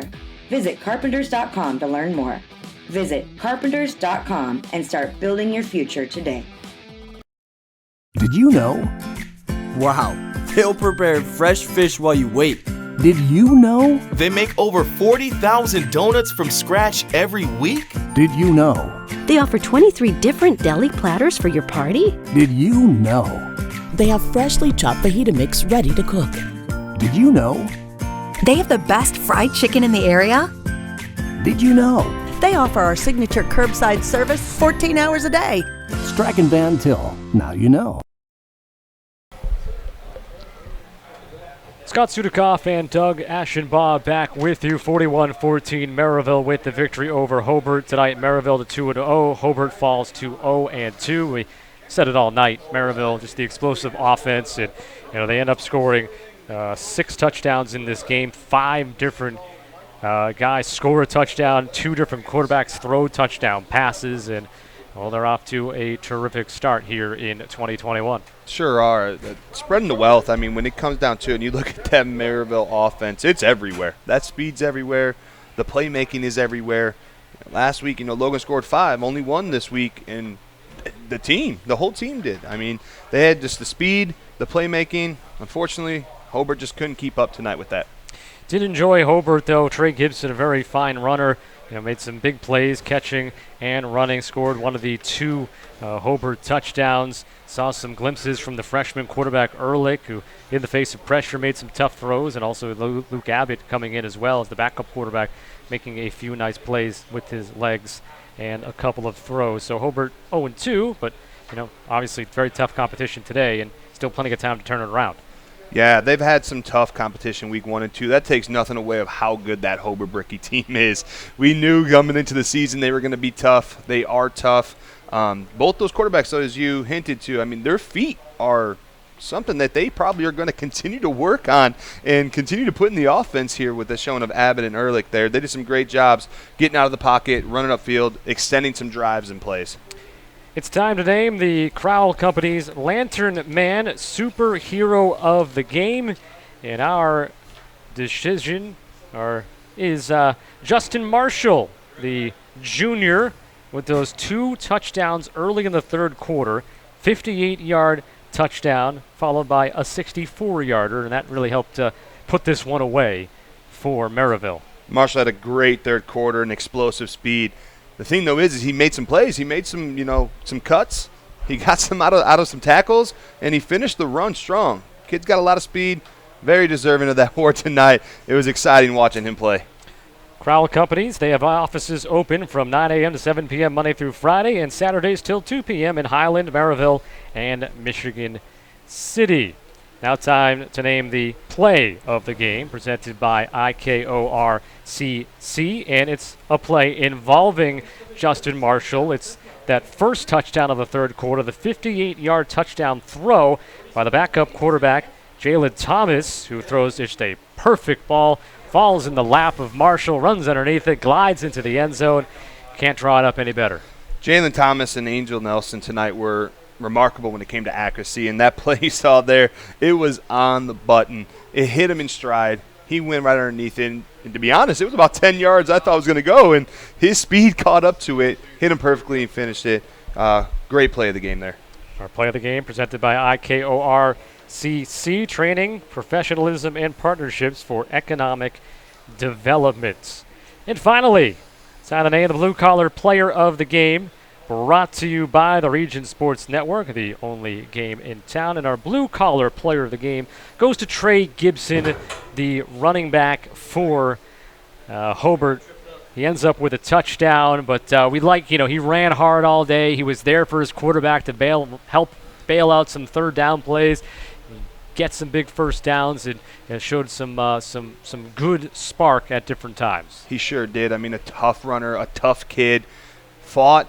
They didn't just use him in the running game either. They were slipping him out of the backfield. He caught a lot of passes, too, as well. That extended some drives, too, as well. Kid's got a lot of heart. He ran very hard. It's going to be exciting watching him the rest of the year, too, as well. So that is going to wrap up our coverage here tonight from Merrillville. I want to thank our management team, executive producer Chris Ramirez and coordinating producer Nathan Laird. Our producers today, next to us in the booth, Rich Castillo and Zach Miller. Man on the camera, our video man today, Bob Guerrero. And he had to enjoy the elements out there. It's pretty hot in here. It was probably still hotter outside. I want to thank the athletic directors, Janice Qualiza and Amy Beckham here at Merrillville. Brad Cease, the Merrillville head coach. Craig Osika, the Hobart head coach. And all of you watching on Facebook.com/Region Sports and RegionSports.com. For my broadcast partner, Doug Ashenbaugh, I'm Scott Sudikoff saying so long. We're once again tonight's final score, Merrillville 41, Hobart 14. You've been watching the Region Sports Network Game Night. Region Sports, the only game in town.